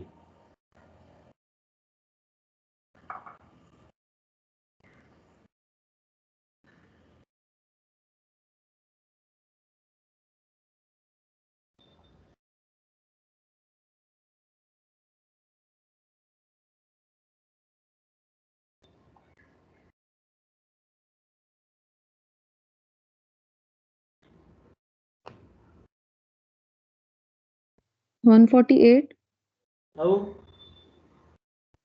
You must first write down the empirical formula. Always you must remember. The structure is already drawn by you. How many carbons? Let us count. 1, 2, 3, 4, 5, 6. 6 carbons are there. Any two, there are two halogens are there, chlorine. When they are attaching, two hydrogen has to get lost from here. So there is no hydrogen here. There is only 1, 2, 3, 4. So that C6H4Cl2. Okay. When I write down Cl2, carbon I will write 12. 12 into 6 that becomes 72. Hydrogen is 4 into 1 that becomes 4. And chlorine I will take 35. It is not 35.5. 35.5 you take in the your experiments, because you are taking averaging out the molecular weight, or sorry, atomic weight. But in case of a mass spectrometer, either it is 35 or 37. There is no like 35.5. So then how much it comes out to be? 146. 140? 6. Right. So 146 is seen in this case, you can see. So this is the big molecular ion seen. It is obviously you have to understand that yes, once the big molecular ion is seen here, then there is a possibility that it may be an aromatic compound, because aromatic compounds, then you can see here, there is a 148 also seen in this. Can you see this? Can you see the next big 148? Yes, sir. 148. You can see approximately this is 65% or 66%. As a length only I am talking about. Can you make out this 65%? See, when one chlorine is there, it will be 32%. 1:3, you can say. 33%, you can say. Actually, it is 100:32. So, when there are two chlorines, the possibility of both the chlorines having one chlorine 35, other 37. See, when you will get M plus 2, which is 148, you will get M plus 2 148 when one chlorine is 35, other is 37. So there is an increase in 2 only. So that possibility is possible when this is 35, this is 37, vice versa. This can be 35, this can be 37. So both the possibilities exist. So naturally the probability increases the double. When it is, as I said, when it is only single chlorine, then it is 100:32. When there are two chlorines, it becomes 100:65. That is for M plus 2. So naturally, when I am seeing there is a 65% here, I may conclude that there is a possibility of two chlorines. Then another thing I am seeing here down is here is 150 also I am seeing. So there is a M plus 4, it is called. So both the chlorines are in this case are 37. That possibility is less. So that is why this percentage is less. Now how to calculate this all, I will come to that afterward. There is a big table I will show you. Is this first concept clear? M, M plus 2, M plus 4. M is 100 I am taking. M plus 2 I am seeing it is almost 65% and M plus 4 is very small. Is there still? From if this bunch itself I see and I see there is M plus 2 and M plus 4, I will first conclude. I will not go to the molecular weight. See, I will say there will be possibility of two chlorines are there in this. Now, can anybody tell me 111 is seen because of what? There is a 111 seen. Yes. Because of Loss of what? chlorine. Yes, there is a loss of Cl straight. So 146 minus 35, that becomes 111.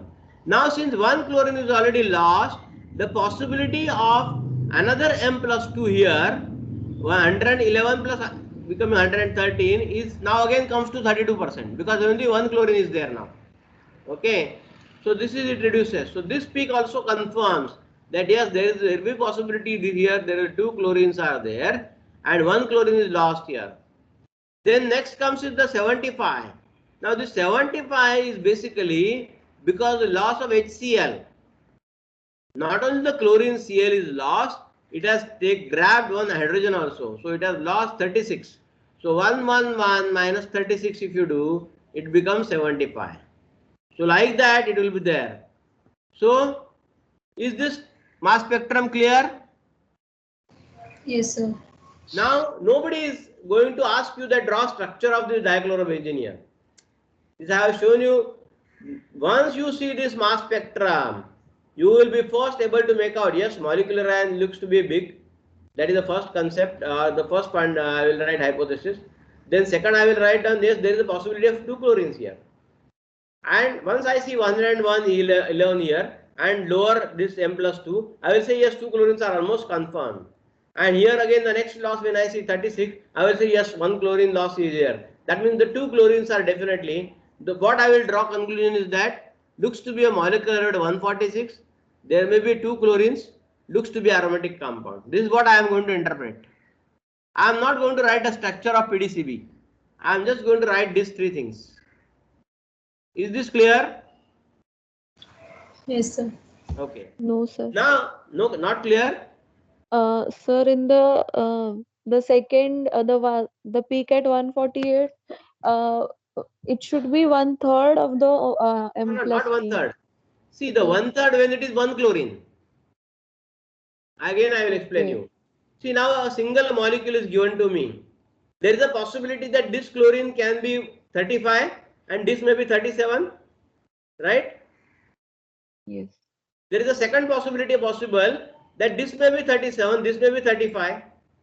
In both the cases, the molecular weight increases by 2. Yes. Okay. So naturally, when there is a possibility of both the things, the 32 becomes 64. the 32% becomes 64 for M plus 2. Right? Okay. So that is why here I am saying this is 100. The next peak equivalent to 65% is M plus 2, which clearly immediately indicate there are two chlorines. If this would have been here, M plus 2 would have been 32%. I will say there is only single chlorine. Okay. Okay. And if nothing is seen at M plus 4, then I will say yes, that single chlorine is confirmed. And here again I will see what is the next I am seeing. 111 I am seeing. There will be no other M plus 2 will be seen. Once the loss of chlorine is there is nothing subsequently, the M plus 2 will be seen here. So from this initial, what conclusion I am going to draw is that only first thing looks to be molecular ion is strong. That is the first I will write down. Secondly, I will write down the molecular ion looks to be 146. The third I will look down that I will write down that there looks to be a M plus 2, which indicates 65%, which indicates there is a possibility of two chlorines. And then I will say here the loss of 35 is seen very clearly at 111. The loss of 36 is seen here, which may be equivalent to the HCl. So this is what I am going to write down as an interpretation. Is it clear now? Yes, sir. Okay. Now let us proceed further. See, structural isomers when they are there. Now I showed you PDCB. This is para-dichlorobenzene. Now this is another. What is this called? What is this called?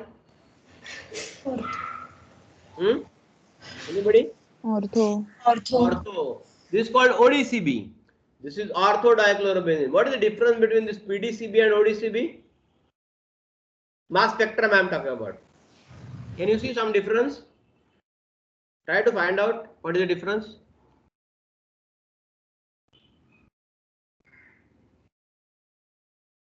Can you make out any difference between these two? No. There is no difference. So it is very difficult to interpret separately whether they are structural isomers or not. So both the isomers are going to show me the similar mass spectrum. This is the conclusion. Okay. Now let us see some more fragmentations. So this kind of fragmentations are possible when it is a CH3OH, which is methanol, 1E minus, then there is a CH3OH plus. So this is the molecular ion 32.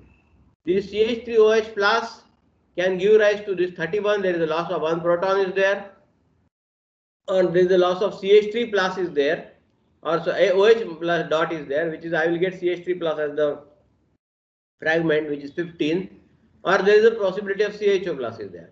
So this kind of fragmentations are possible in case of methanol. So if you want to write down, you can write down this. Otherwise, you will proceed to the next example. You want to write down this? Yes, sir. Okay, write down this. See, at 12:30, we'll take 15 minutes break and we'll again then continue. 12:45. Okay. If anybody wants to have tiffin or anything, you can have tiffin, because see, this is the most lengthy lecture in our syllabus. Because unless I go on explaining you everything, it will not be clear. As I said, we are only at the second floor stage. We have to go to the 8th, 9th floor still. Lot of data needs to be discussed. We should continue, right? Yes, sir. Yeah. You write down this then.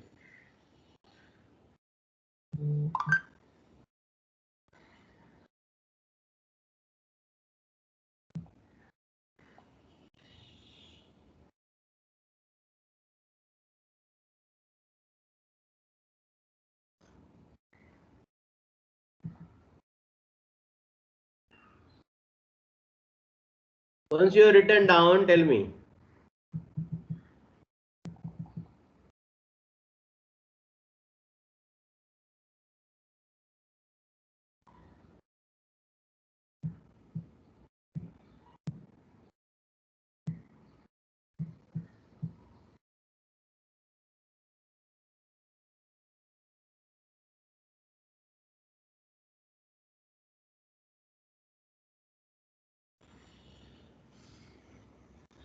Yes, sir. Okay. So now let us see the next example. So this is called benzamide. You can just draw the structure. This is C6H5CONH2. So this is and calculate the molecular weight of this. Tell me the molecular weight. You must write down first empirical formula, then draw the. So write down the empirical formula. What I will do? I will first count the carbons. Here there are 6 plus 7 here. So I will write down C7. Then I will count hydrogens. 1, 2, 3, 4, 5 hydrogens. 5 hydrogens. There is no hydrogen here. There are 2 plus here. So that is 5 plus 2, 7. So I will write down C6C7H7. And then I will write down NO. Nitrogen is 14 and oxygen is 16.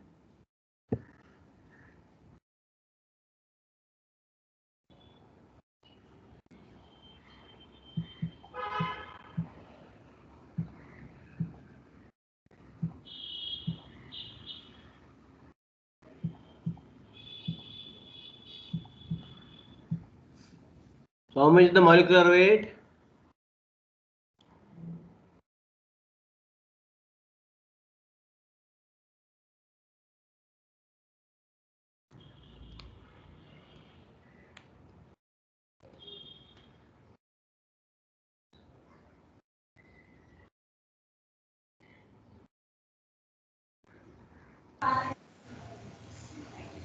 So 184. How 184 comes? Can you tell me? Have you written down what is the empirical formula you have written? Sir, C7. Hmm? C7H7. Hmm? C double bond O. No. No. Carbon already you have counted, na? C7. There are Yes. 6 carbons only here. Yes, sorry. This is 7. So oxygen you don't CO you should not write. You should write only C7 H7 ON. Yes, sir. So Right? H is 14 and O is 16. Oxygen is 16, nitrogen is 14. So calculate now. So I got 184. So your mathematics is wrong completely. 12 into 7 first do. There are C7 is there. Yes, So 12 sir. into 7 that becomes 84. Yes. Plus 7 hydrogens, that is 7 into 1, that becomes 91. Okay, sir. Mistake. 91 plus 14, that becomes 105. Plus 16, that becomes 121. How you got 184? So mistake. Is 121 correct? Yes. Everybody got 121 or anybody has got any other things?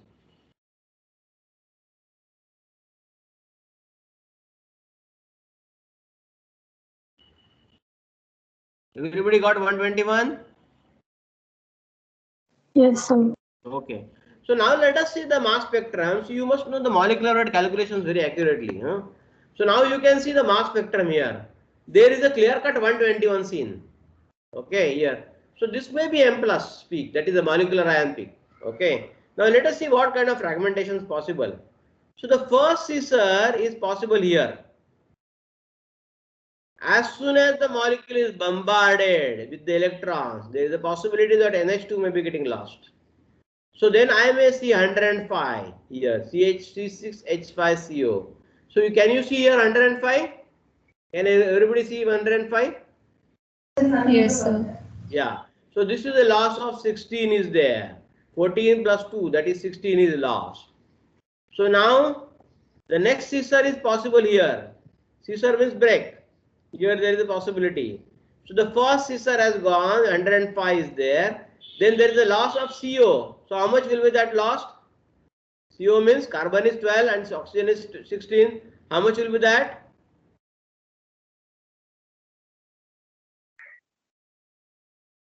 28.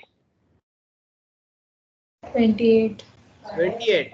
So 28 if subtract from 105, how much that will come? 77, right? Yes, sir. So the 77 is seen as a big peak in this, you can see. The base peak is 77. So after the loss of all these things, only C6H5 plus remaining. So once you see 77 is there, you will be able to make out, yes, it looks to be aromatic and it may be C6H5. Then from the loss here you will be able to see, yes, this may be loss of 28, which may be carbon CO, and this may be 16 loss is typically NH2, right? So this is what I will write down as a interpretation. I will not write down the benzoid structure. I will write down the first thing, molecular ion may be 121, looks to be 121. Then nitrogen rule I will apply, which I am not telling you right now because I have not yet taught you nitrogen rule. At the end I am going to tell you all those things. So nitrogen rule I will apply. Then I will write down the conclusion because nitrogen rule. Then I will write down 105 is the loss. So there is a loss of 16 is there, which may be typically because of NH2. Then there is a loss of 28, which may be because of this thing carbon CO. And when 77 is seen, I will say it may be related to C6H5. That is what I will write down the as an interpretation. Is this clear, mass spectrum? Yes, sir. So now let us go to the next. You can see there is another structure, 3-methyl isopropyl cyclohexene 1. This is another structure. So there is a base peak is seen here. Just few example. You don't write down all these things. There is a 152 is seen, which is a cluster of M plus 1 and M plus 2. Little bit M plus 2 also is there. Just a minute, huh? Lecture में हुआ hello.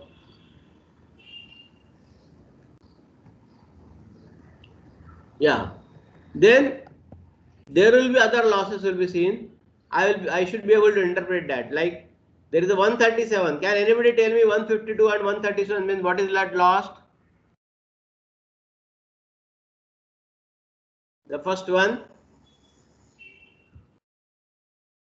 So CH3. Yes. So there is a loss of 15. You should say. So there is a clearly loss of CH3 which is 57. Like that you should be able to interpret this from the base peak. So this is how the interpretations are done. This already table I have shown you. I will skip this. This is all I have shown you. I have already shown you 19F, 28, 29. What is the percentages? 32 sulfur, 33 sulfur, 34 sulfur, 4% is there, 35, 33. Chlorine is there.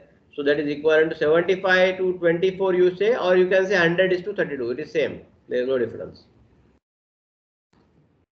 Phosphorus nothing is seen. Iodine there is no isotope. Bromine I have shown you already. It is 50 is to 50. That is 1 is to 1. 100 is to 97.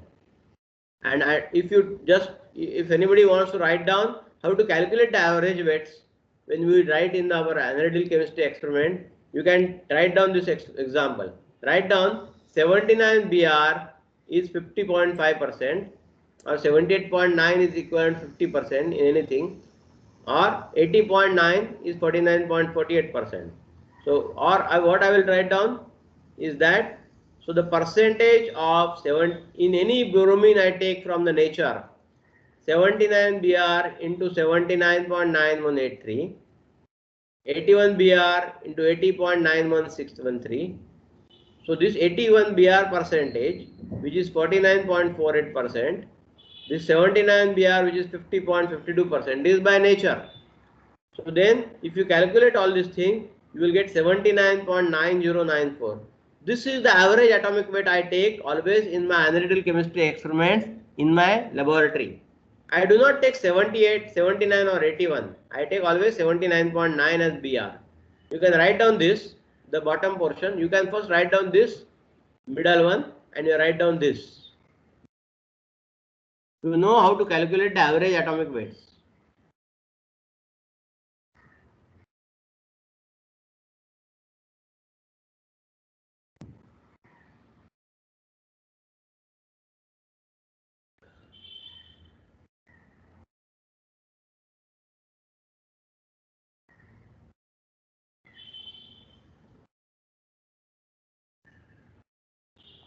Once you are written down, you tell me.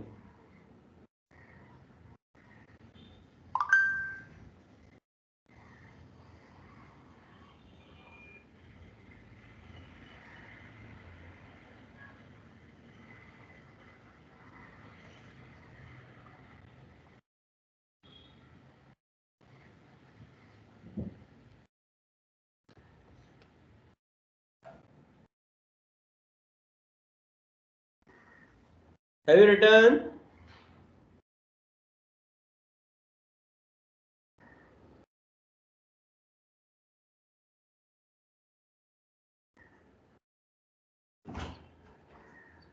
Yes, sir. Have you written?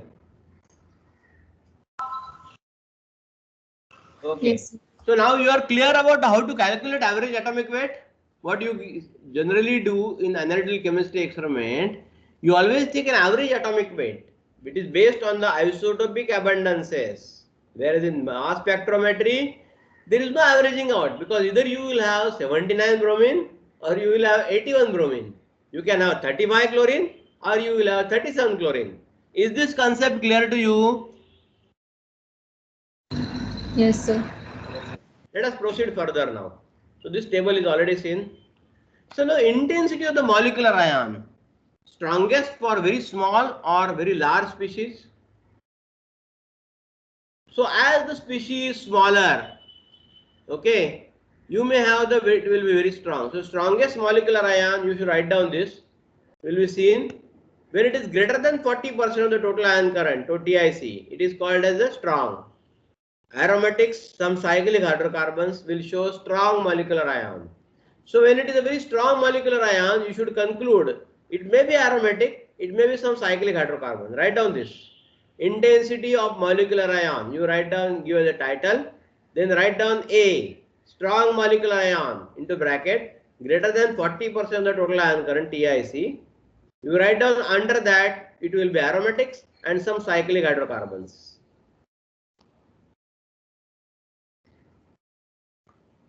Then large molecular ion is, I will say, greater than 10% only. It is not a strong, it is large. So all thiols, sulfides, conjugated polyenes, large alkenes, this will be the type of the materials when it is a greater than 10% molecular ion. You write down this. Once you are written, tell me.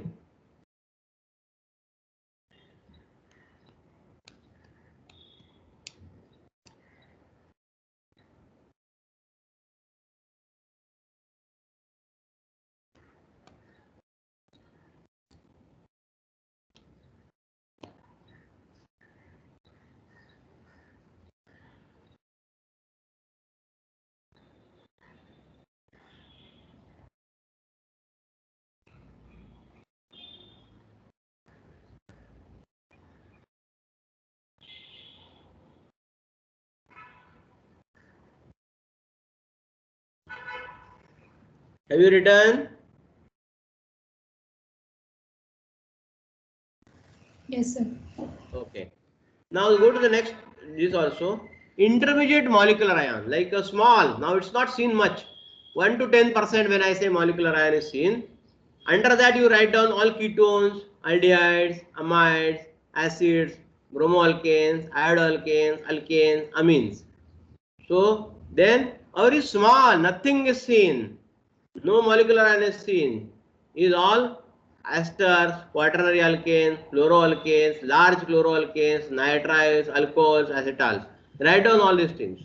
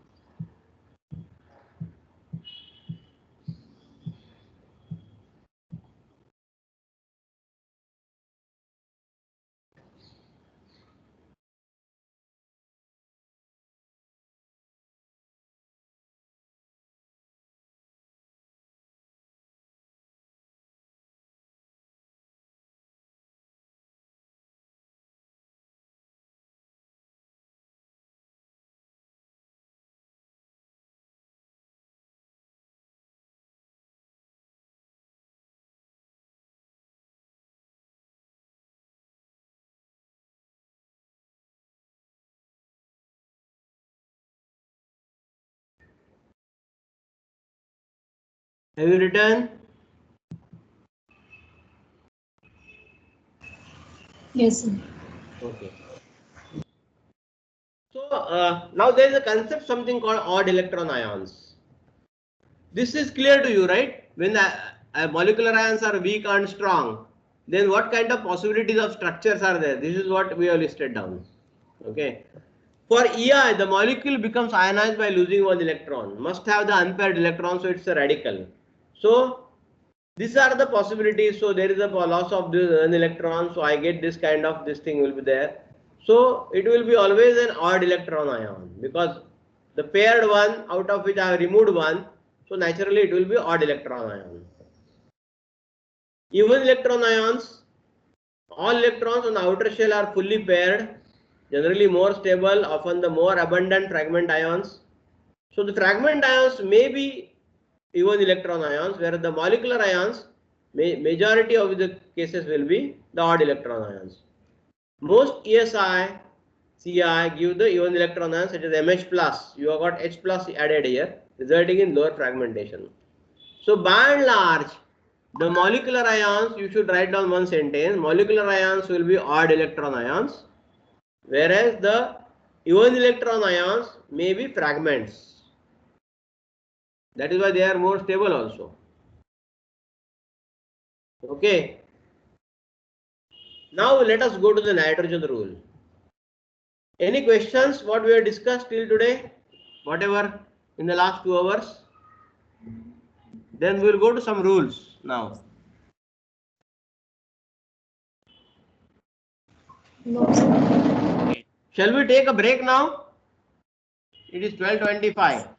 So now I want to discuss nitrogen rule, then rule of 13, then all this basically chlorine, bromine combinations, lot of things are. Still we will take more than 1 hour. And we have to finish today. So let us take 15 minutes break. Is that okay? Yes, sir. So it is 12:30 already. So 12:30 means 12:45 we will assemble. Okay. 12:45 we will continue further. Okay. Yes. Okay.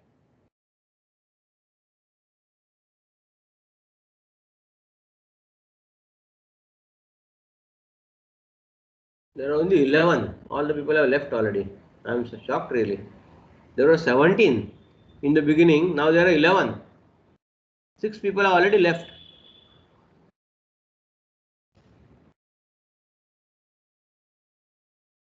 Is it not interesting or it's a too much complex? Why people are leaving? They joined, say 17 they joined in the beginning and now I am seeing only 11. How it is so? It's a complicated topic, is it? Sir, a Anyway, little bit complicated.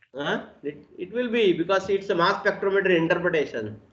But these 6 people who are left are basically either they may be very knowledgeable or they may not be interested in learning. That may be the only two things. Right? They might have already learned all these things, techniques. It's quite possible. Anyway, let us assemble at 12:45. Yes, Okay, sir. sir.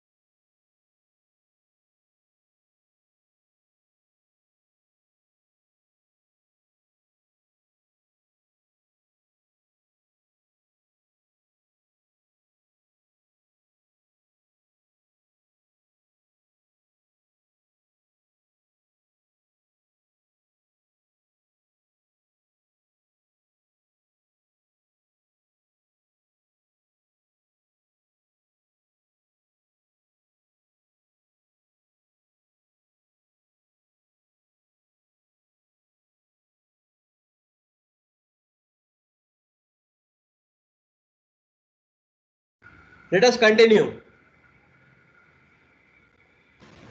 Yes, sir. Okay. So now let me first share again. So we saw a lot of basic concepts about interpretation. Now we are going to see the nitrogen rule.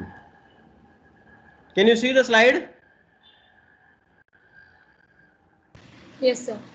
Write down this. Write down the nitrogen rule.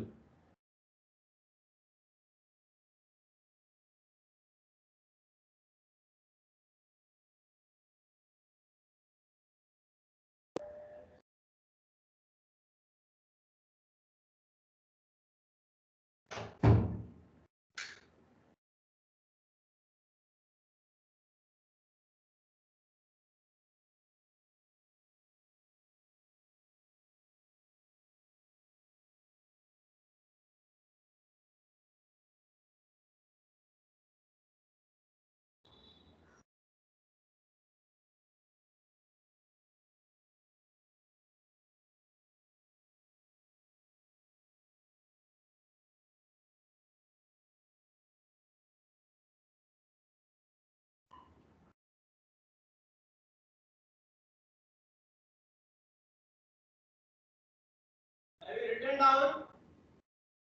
Have you written down? Yes, sir. Okay. So what the rule says is that odd nitrogen rule, common organics. Molecular ion, if it is a odd molecular weight, means 141, 143, 145, then it must contain odd number of nitrogens. That is, it will have 1, 3, 5 like that. Or molecular ion, if it is even molecular weight like 142, 144, then it must contain 0 or even number of nitrogens. That means it will either have 0 or 2 or 4 or 6. Why this is so? Because common organic elements, even mass, even valency. Like carbon, there is a 12, the valency is 4. Oxygen, 16, the 2. Like that. It's all odd, even mass, even valency. Odd mass, odd valency. That is hydrogen 1 valency. Chlorine 35, you have got 1 valency. Phosphorus, bromine, like that. Only nitrogen is having even mass and odd valency. That is, it has got a 14 is the mass and 3 is the valency. So that is why this is nitrogen rule. Now let us see the example of nitrogen rule. For most elements in organic compound, there is a relationship between the mass of the most abundant isotope and the valency. Both odd and both even, nitrogen is an exception that we saw just now. Now, other clues as to molecular ion that we'll see subsequently. One minute. This we have seen already. We'll see subsequently. 1 minute. That's the nitrogen rule. More details I will show you. Yeah.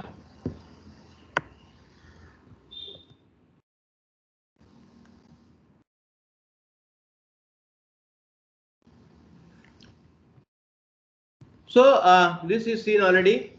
Most elements in organic compound, there is a relationship between the mass and the most abundant isotope and valency. Hydrogen 1, valency 1. All this I have explained you.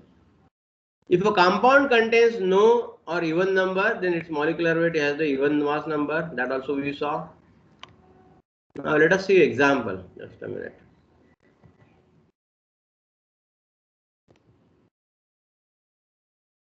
One example I will show you. Nitrogen rule. Yeah. Can you see this example? Before that, let me just show you the rule of 13. Then only it will be clear to you. I will show the. Now you must remember only the nitrogen rule at this moment. And once we go to the rule of 13, then I will explain the nitrogen rule more. Okay. Now the other clues as to molecular ion, neutral losses, as we have seen, methyl is the loss, CH3O is the loss, water is the loss, like M-18, M-28. This, you write down this, other clues as to molecular ions. Neutral losses, the first one.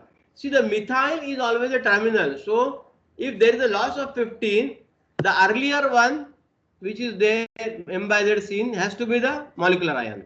In between, you cannot have loss of 15. If the methyl comes, is CH3 in between, it doesn't come. So that is why if it is a terminal 1 CH3, then before that will be the molecular. You write down this first. Clues relate to molecular ion.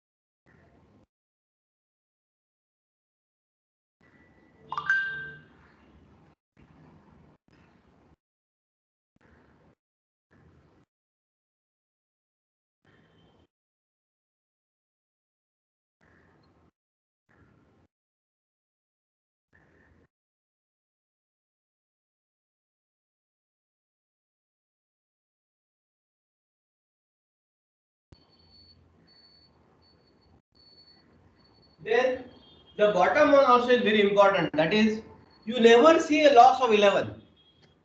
Okay, because there is nothing like 11 can get lost in organic chemistry. The minimum what we can see is that 1, 2, 3, like these losses are there. But 11 as such getting lost is very rare.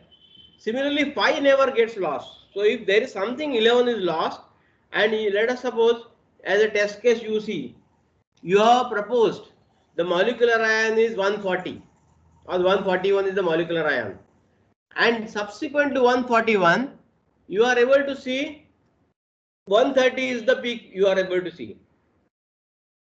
That means 141 is the peak seen. You have proposed that it is a molecular ion. You are seeing 130 as next peak. So the difference comes 11. Now this 11 loss is not possible at all in organic chemistry, in particularly mass spectroscopy.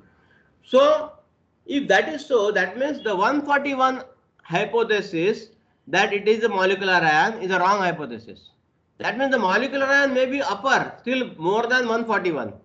So that is how it is to be shown, or it is to be hypothesis once you make, as I said in the beginning itself, that SIP, standard interpretation procedure, you have to hypothesize something and it has to be self-consistent. So if let us suppose, as I said, the next example I say, if 141 is the molecular ion I have said, and I am seeing 136 as the next fragment, that means there is a loss of 5, which is not possible.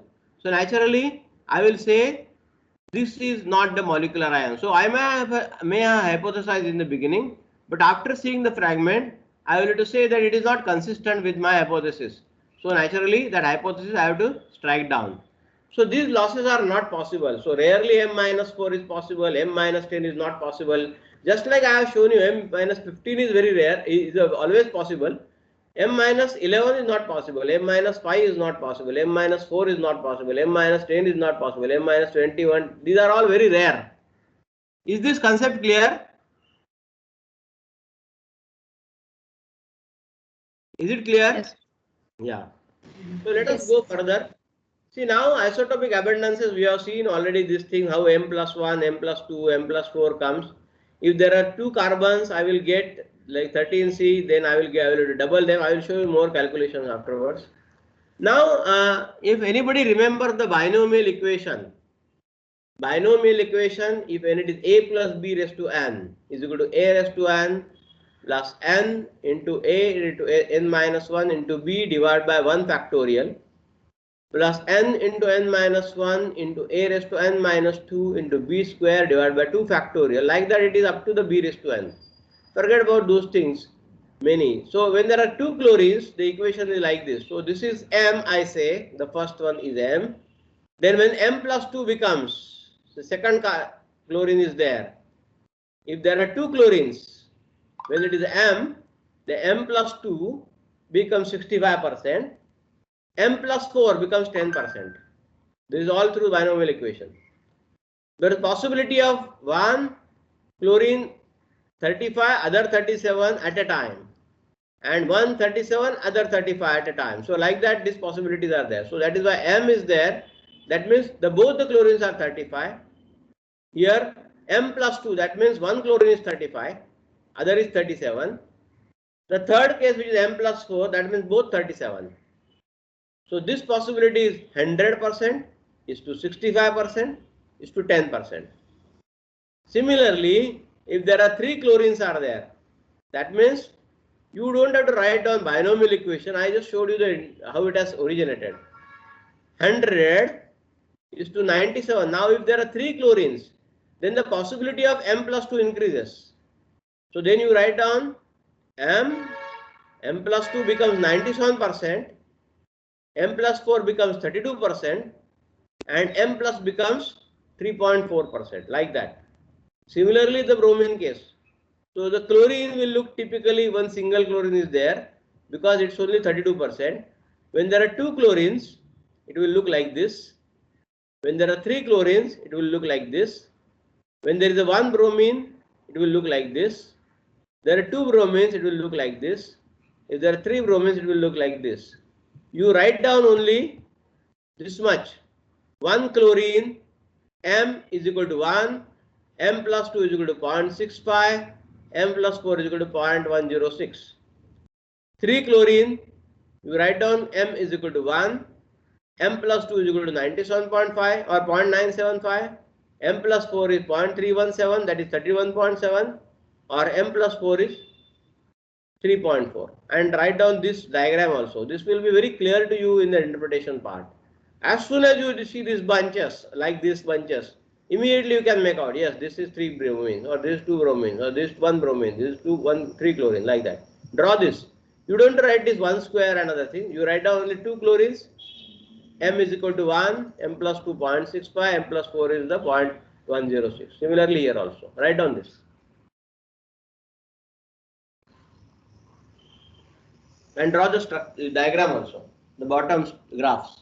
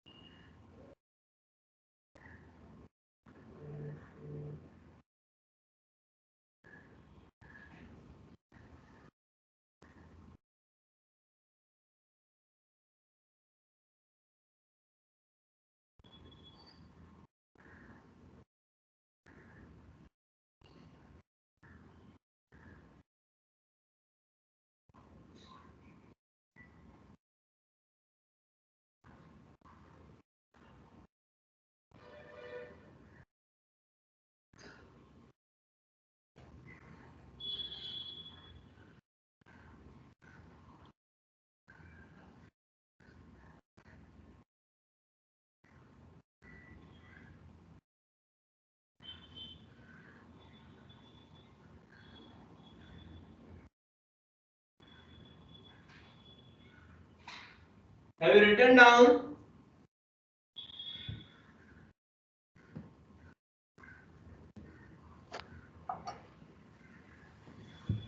Have you written down?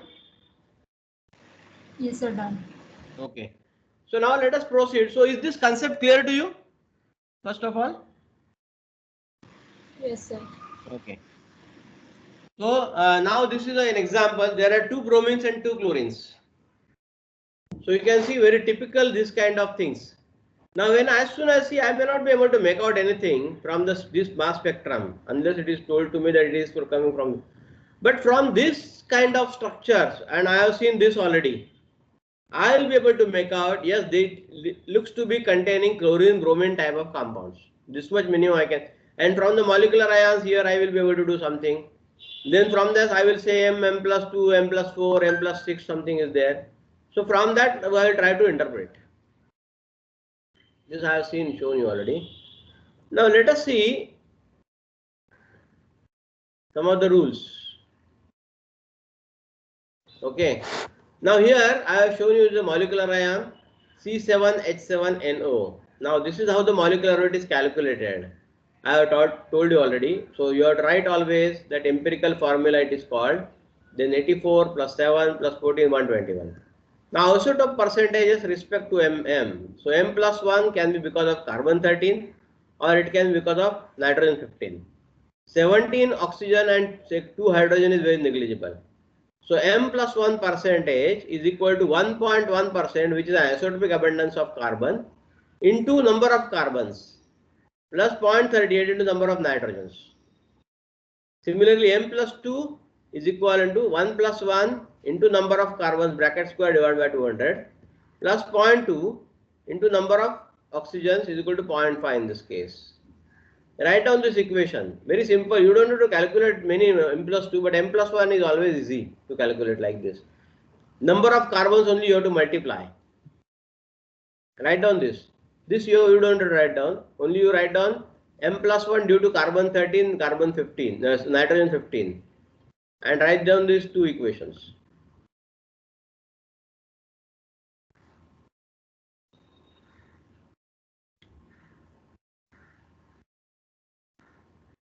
Sir, Yeah. so there is no m+2 for nitrogen. See, there is a m plus 2 in this case.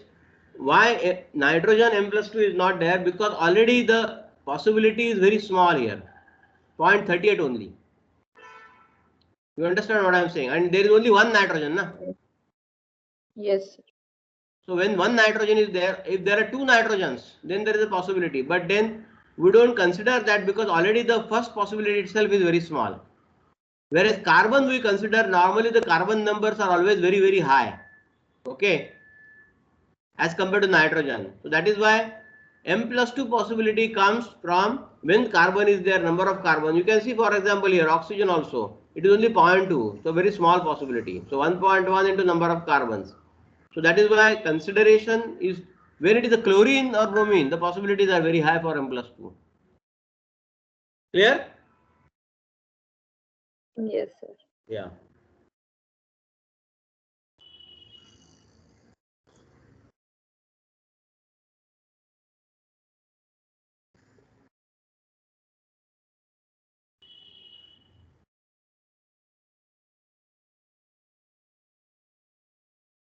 You have written? Yes, sir. There is this formula, the same that we saw in the previous slide, Which one? that they've used for m+2. The This one? previous, yes, this No, no, A this is plus for B. chlorine. You are talking about what? Which previous? Yeah, that A plus B raised to n is the m plus Yeah. 2 formula No, no. here is A same. plus b raised to n. See, this is a formula which is basically more you do because there is a very sizable number of chlorines and there are ratios are very high different. 100 is to 32 like that. So this is where this percentages comes very large. So that is how the calculations are done here. But when it comes to the m plus 1, m plus 2 for carbon or oxygen, the formulas are not very difficult because it is only percentage of carbon, number of carbons you have to just multiply. Okay. Okay. Yeah. So here they've taken the square and divided by 200. That So is I because thought it both was the possibilities 2 at a time and divide by 200. Why we have done this? Because both the carbons becoming 13 out of that. That's a rare possibility. That is why that probability reduces. That is why after squaring there is a division by 200 further. okay. Okay. Because you can see there are, let us take a case in this case for example. There are 7 carbons. 6 carbons are 12 and 1 carbon is 13. That possibility is very, very large. But 2 carbons becoming 13 and 5 are that possibility as it reduces possibilities. That is why this calculation is for that. Clear now? Yes, sir. Now, when it is the molecular ion is even, it can contain. Now we are now going to the molecular formula, how to calculate. Even mass can contain carbon, hydrogen, halogen or even number of nitrogens. Or odd mass will contain carbon, hydrogen, oxygen, halogen, and odd number of nitrogens. This we have seen already the nitrogen rule. You remember that nitrogen rule you already written down, right? Yes. Fragmentations. Even mass from even mass M plus comes from rearrangement of two bond breaking. Odd mass from even mass M plus comes from single bond breaking. You can write down this also. Even mass from odd mass M plus comes from a single bond breaking.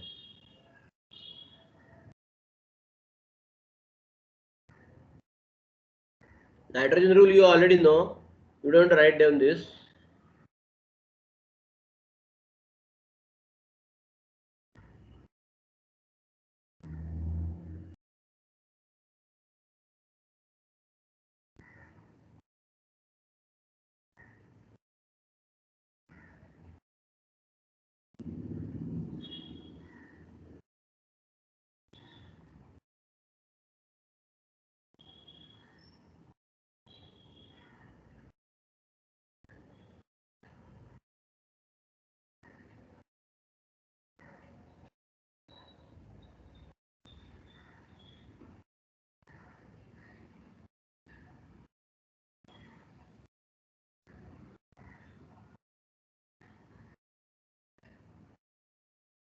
Okay.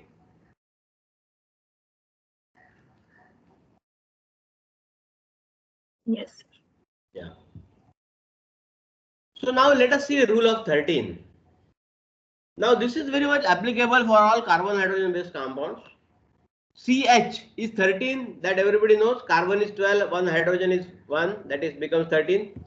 So if we divide the mass by 13, we can establish easily possible molecular formula. Okay, let us see now. For example, molecular ion is 152 you are seeing. You will divide by 13, carbon becomes 11. Have you understood this, what I have written? See 152 divided by 13 when you do. How much is that calculation? 152 divided by 13. How 11. much? Huh? 11. No, it is not 11. It is 11.69 actually. But you can't have 11.69 carbons, na? You have to have even. So it has to be lower than that. So it will be 11. Okay. If you actually do arithmetic of 152 divided by 13, it becomes 11.69. But you cannot have 11.69 number of carbons. You have to have the full figure. So that is why it is 11. Okay. Is this clear first? Yes, sir. Now mass is 12 into 11. Now you can see this. So this is now molecular ion 152. It is 11 carbons I have calculated. This is from rule of 13. The mass is 12 into 11, that becomes 132. Now when it is 11, I have to take mass of carbon will be 132. So hydrogens will be 152 minus 132 will be 20. Is this clear? If it is only carbon hydrogen. Is this clear to you? Yes, yes, sir. Now basic formula can be become C11H20. This can be basic formula. Okay. Now let us proceed further. If oxygen is present, then mass is 16. Then remove one CH4. If nitrogen is present, mass is 14. Then remove one CH2. One oxygen is there, then C11H20, which the molecular formula you got, C11H20 minus CH4, because I have said one oxygen is present. So then I have added oxygen here. So that becomes formula becomes C10H16O. Where from oxygen I will make out information from other tests as well as isotopic abundance of oxygen also. Is this clear? One oxygen is present. Yes, sir. Now, if second oxygen is present, then I will say C10H16O minus CH4 again plus oxygen gives me C9H12O2. Is this clear? Yes, sir. Now, if third oxygen is present, then it is C9H12O2 minus CH4 plus oxygen. That becomes C8H8O3. So this is how I am deriving. Now we will go to further. You want to write down this? Yes, sir. Okay, write down this.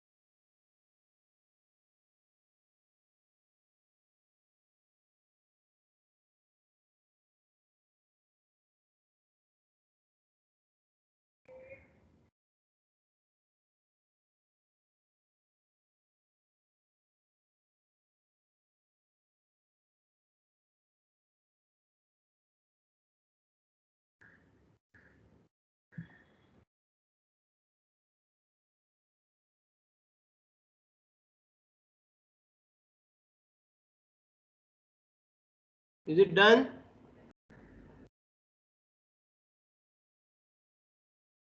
Yes, sir. Okay.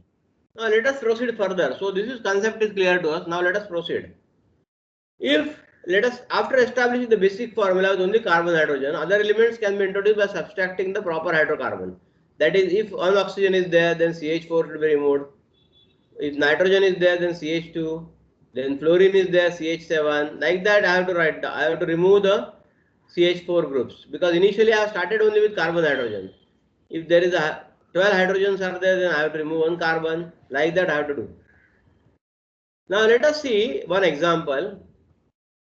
Now the molecular ion is 26. I am seeing that is the molecular ion I saw. So 26 divided by 13. This is as per the rule of carbon 13. So that becomes 2 carbons. Right? Is it clear? Yes, sir. Yes, sir. Mass of 12 into 2, that becomes 24. That is hydrogen may be 2. Because 26 is the molecular ion. So 26 minus 24, the hydrogen may be 2. So the basic formula can be C2H2. Okay. Now, so this will be the formula I can write down. Simple. C2H2. This may be the basic formula. Now let us see there is a 27 is there. Now this is one example we have seen. Now let us see second example. Molecular ion is 27 is odd. Now this is an even molecular ion. So even molecular ion will always contain, what is the nitrogen rule? Let us go back to the nitrogen rule. What is that we saw nitrogen rule? Odd number of nitrogen. Yes. Odd mass can contain odd number of nitrogen. That means 1, 3, 5 like that. Even mass, it will contain even. That means 0, 2, 4. Now, when it is even mass, if it has to contain even number of nitrogen, that means 0, 2, 4. Here, when I apply nitrogen, 26 is there already. So either I will have nitrogen 0 or I will have 2. But if there are 2 nitrogen, that means what is the molecule? That becomes contribution from nitrogen becomes 28. But the molecular ion itself is 26, so not possible. Right? Yes, sir. Yes, sir. So that means the nitrogen has to be 0. So that is why I deduced the formula of this C2H2. Now here it is 27. Now this is the odd. That means there is a possibility that it may have 1, 3, 5. Now let us see. So molecular ion is 27 is odd. So 27 divided by 13, that becomes carbon is 2. So basic formula can be C2H3. It can have one nitrogen, right? So if it can have one nitrogen, I have to remove one CH2 as per my earlier table. So that becomes C2H2H3 minus CH2. That becomes C1 and H2. Sorry, C1, H1 and N. So that becomes HCN. Is this clear? Nitrogen rule? Yes, sir. Okay. You don't want to write down this, na? Sir, two carbons were supposed to be there, no? Where? Right, but two carbons are there. We said that when it is a odd number of nitrogen, molecular weight is there, molecular ion, there is a possibility of 135 nitrogen. Yes. When it is 135, I consider the first one. When I have to consider one nitrogen, I have to reduce then CH2. Yes. So then I reduce that. So C2H3, the first one basic formula I got, minus CH2 I did. So that becomes CH plus N. So that becomes HCN. Okay. Matched, right? If you want to write down, you write down this, both this equation. So this is for the, you can write down here also, since the molecular weight of the molecular ion is even, it will contain even number, like it will have 0 to 4. So not possible in this case. Since the molecular weight ion is odd, 27, it will have 135. So there is a possibility of 1. Write down this. Write down these equations.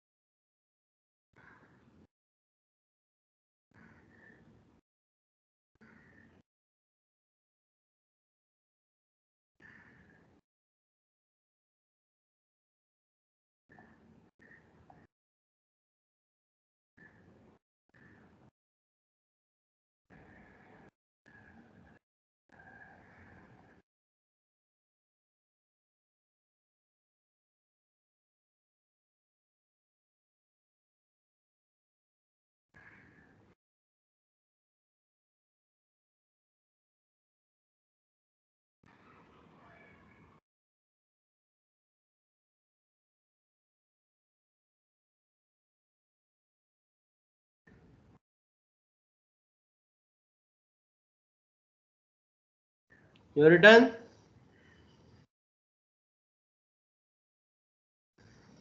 Yes, sir. Okay. Yes, sir. Now this is second example.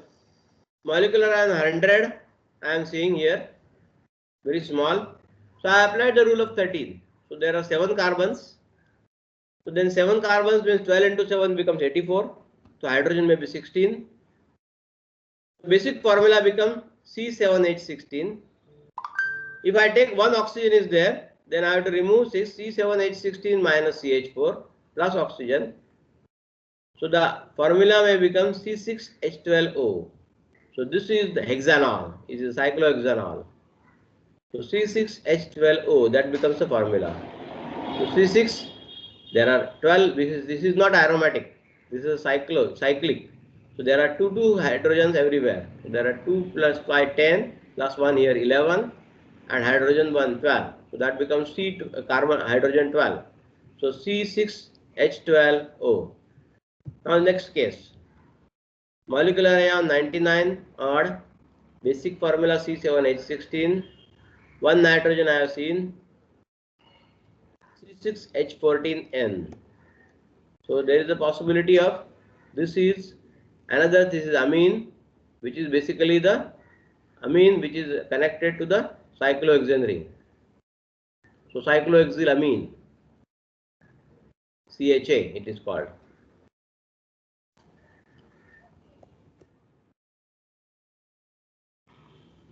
Clear? If you want to write down, write down. Otherwise, we'll go proceed next, because already you have written down one example. No, sir. Sir. You will proceed. Yes, sir. Yeah. Okay. So now calculating m plus 1, m plus 2, we have seen already that is 1 plus 1 into number of carbons plus 0.16 into number of hydrogens plus 0.38 into number of nitrogens. That we all already seen. Then m plus 2 divided by m, that is m plus 2, 1 plus 1 into number of carbon atoms divided by 200, 0.016 hydrogens, 200, like that. So you don't have to calculate too much complicated, because as such M plus 2 coming from hydrogen, from carbon, that all very rare. What you need to calculate is M plus 1. Normally what you will calculate M plus 1 mainly is because of the chlorine or bromine. This I have explained you already, right? Yes, sir. Okay. So usually M plus 2 is a very small, except for 32 sulfur, whereby 34 sulfur is 4.4, for 28 silicon is 100, 29 5.2, and 30 silicon is 3.35. This is because isotopic abundance is itself. 35 chlorine 100, 30 chlorine is 22.5, 79 bromine is 100. So generally M plus 2 is very rare. So what you need to always calculate through the calculations is M plus 1 generally. Okay. So you can write down this. Usually M plus 2, M plus 1 you already written down earlier, like this formula. M plus 2 you should write down like this. That is very rare and is only possible for sulfur, silicon, chlorine, bromine. And write down this.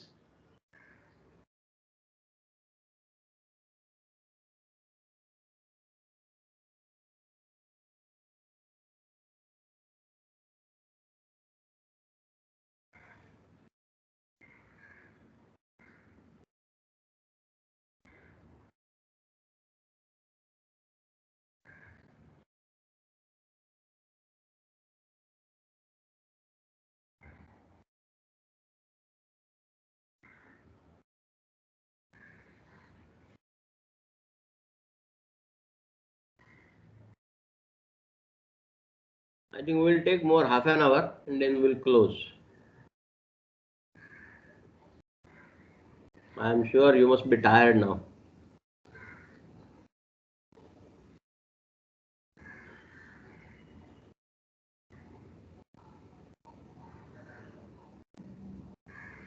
Written? So when M plus 2 is Yes. seen very prominent, these are the possibilities mainly. Okay. So if it is CH3Br, this kind of possibilities they come, because you can see it is M minus, this is proton is lost is here, CH2Br. This is here because of bromine, the difference will be there. So 93, 94, 94 again, 96, 95, 95 actually here. Like that, the typical scene because of the bromine. These are only example. There is a CH3Br. So typically you can see 79 EDT1 equivalent to 1:1 each other. So when as soon as you see MM plus 2 equivalent, you have to immediately conclude that yes, it contains two bromines. Similarly, HCl here, you can see typically 1:35. Can you see this? Yes, sir. Okay. So from this kind of graph, as soon as you see, you should be able to conclude here it may contain one chlorine. So there is a possibility of this. So M plus 1, so that becomes 100:33. So these are all possibilities we have already discussed. So there are, when both chlorine and bromine are present, then what will be the different? So like that there is a big table. I am not sure whether you want to write down this or not, because see, when chlorine and bromine both are present, then there are various combinations are there, because then there is M plus 2, when both the chlorine M plus 2, M plus 4, M plus 2, M plus 4, M plus 6. If you see chlorine bromine all together, Br3Cl3, so there are 3 chlorines, 3 bromines. You can see M plus 2, M plus 4, M plus 6, M plus 8, up to that it comes. So this you don't write down. This is just for, because such complications will not be asked to you. But so these possibilities all exist when there are both chlorine and bromine present. Is it clear? Yes, sir. So as soon Yes, sir. as you see such kind of structures in a mass spectrum, the first thing it must click to you is that it is likely to contain chlorine and bromine, because only chlorine and bromine can show such kind of multiplets. Very neutral losses and ion series, very rare. M minus 1. This you don't write. I think I have whatever the notes the yesterday I have given you, not notes, that interpretation portion of one of the book I have given you. So that all contains majority of these things. So that m minus 18 is all possible. M minus 30, M minus 31. You already written down some of them. Okay. Neutral losses and ion series loss of m minus 14 is never observed. See, 14 is observed in between, because when it is CH2 is getting lost, it has to be in between, because CH2 is never a terminal carbon. It is in between. Okay. In some of the steroids, you will find m minus 33 is observed, comes from loss of methyl. There is no fragment in organic compound between m minus 1 to m minus 15. Like there is a m minus 1 possibility is there, m minus 15 is not possible. Up in between, m minus 15 is possible because of CH3. In between, there are no losses as such. M minus 15 I am talking about. M minus 14 also is not observed. There is a 14 observed in between. If it is seen, then it is not from terminal carbon. It is from the subsequent. So there has to be a subsequent again in that, earlier than that. Because CH2 cannot be a terminal carbon. Other gaps in the masses, 21 to 25 are not possible. All those things are there. These are all neutral losses we have seen already. A plus 2, I have already explained you that oxygen is low, then A plus 2 abundances. This I will skip. This I have explained you. Some of the examples I will show you, and directly we will go to that fill up table. Now this you don't have to write down. This is 2-methyl pentanes. Many examples I have already shown you. There are hundreds of examples like this. Like 86 is here, then there is a minus 15, then there is a minus 29, minus 43. So these are all typical losses how it will be seen. When there are alkanes are there, you can see here very small molecular ion is there. Now this is a typical, how many carbons are there? 1, 2, 3, 4, 5, 6, 7, 8. That means what is this carbon called? What is this called? Carbon 8. What is called? Octane. Octane. It is an octane. Now as the carbon number increases, the molecular ion, the intensity decreases. Always. In case of aliphatics particularly. Aliphatics I am talking about. Aliphatic means long chain hydrocarbons like this in the line. Okay. You can see here what is seen here, 114 is there. Now when it is octane, the molecular weight is 114. Directly you are seeing 85. 85 means how much is lost?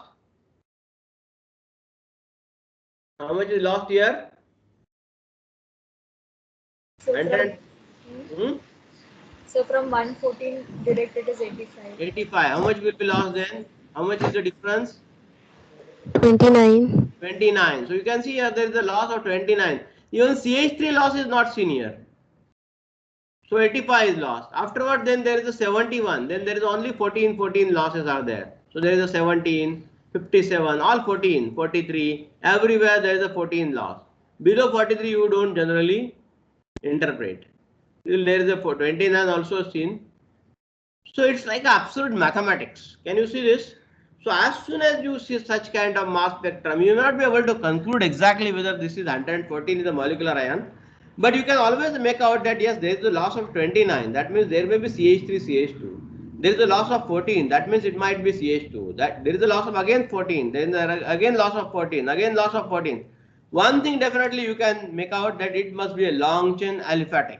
Okay, long chain aliphatic and containing 114 looks to be the molecular weight. The probable structure you will be able to write down. Is it clear? Yes, sir. Yes, sir. Now, if it comes to the instead of other compounds whereby you have got other substitutions, you will have different. It will the mass spectrum will be entirely different. Here it is a long chain aliphatic, no substitutions at all. So here now it's different. It's like all there will be 57. Again the mathematics will be same. It is 114. You will see directly 57 here. So this peaks in between are not seen again.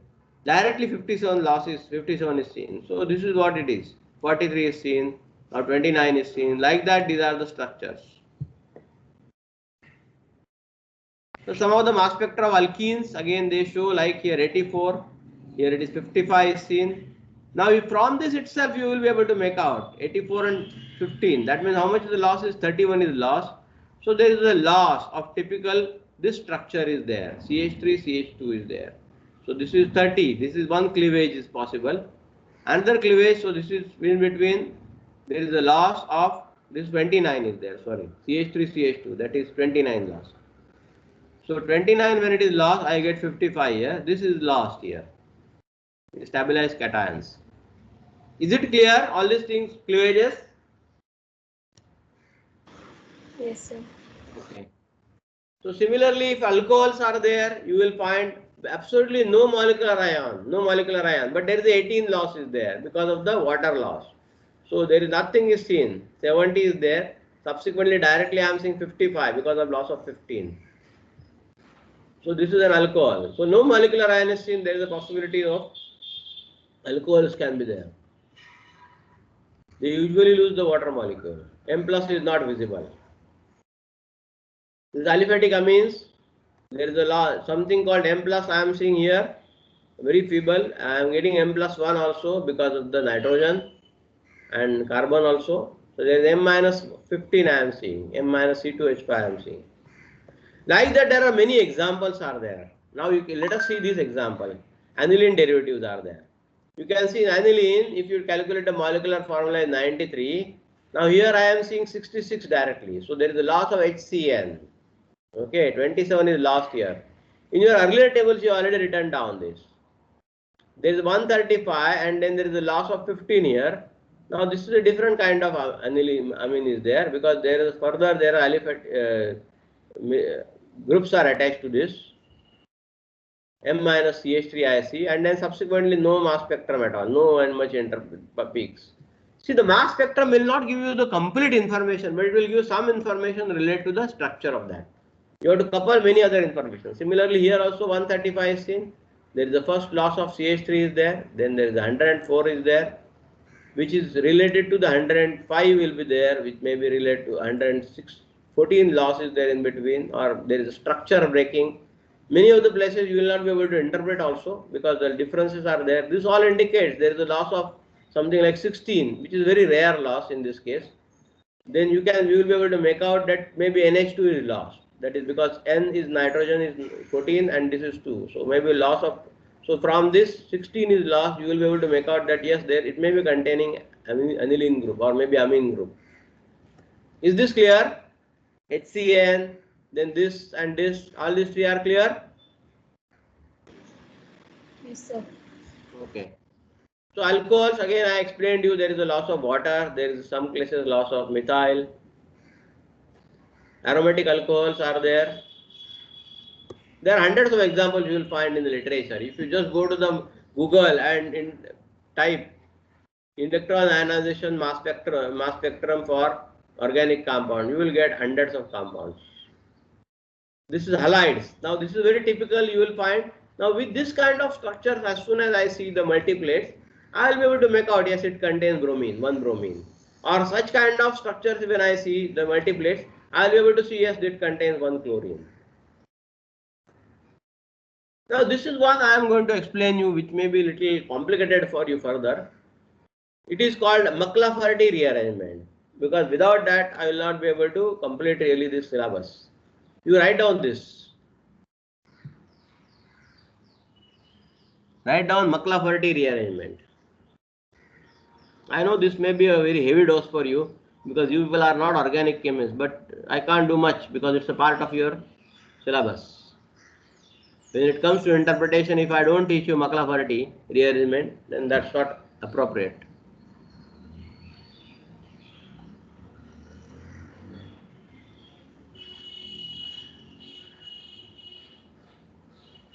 And you must remember this rearrangement is found only in the mass spectrometer. It is not in the laboratory in the round bottom flask. I will not get this rearrangement. Just like tropylium ion, I don't find in the laboratory.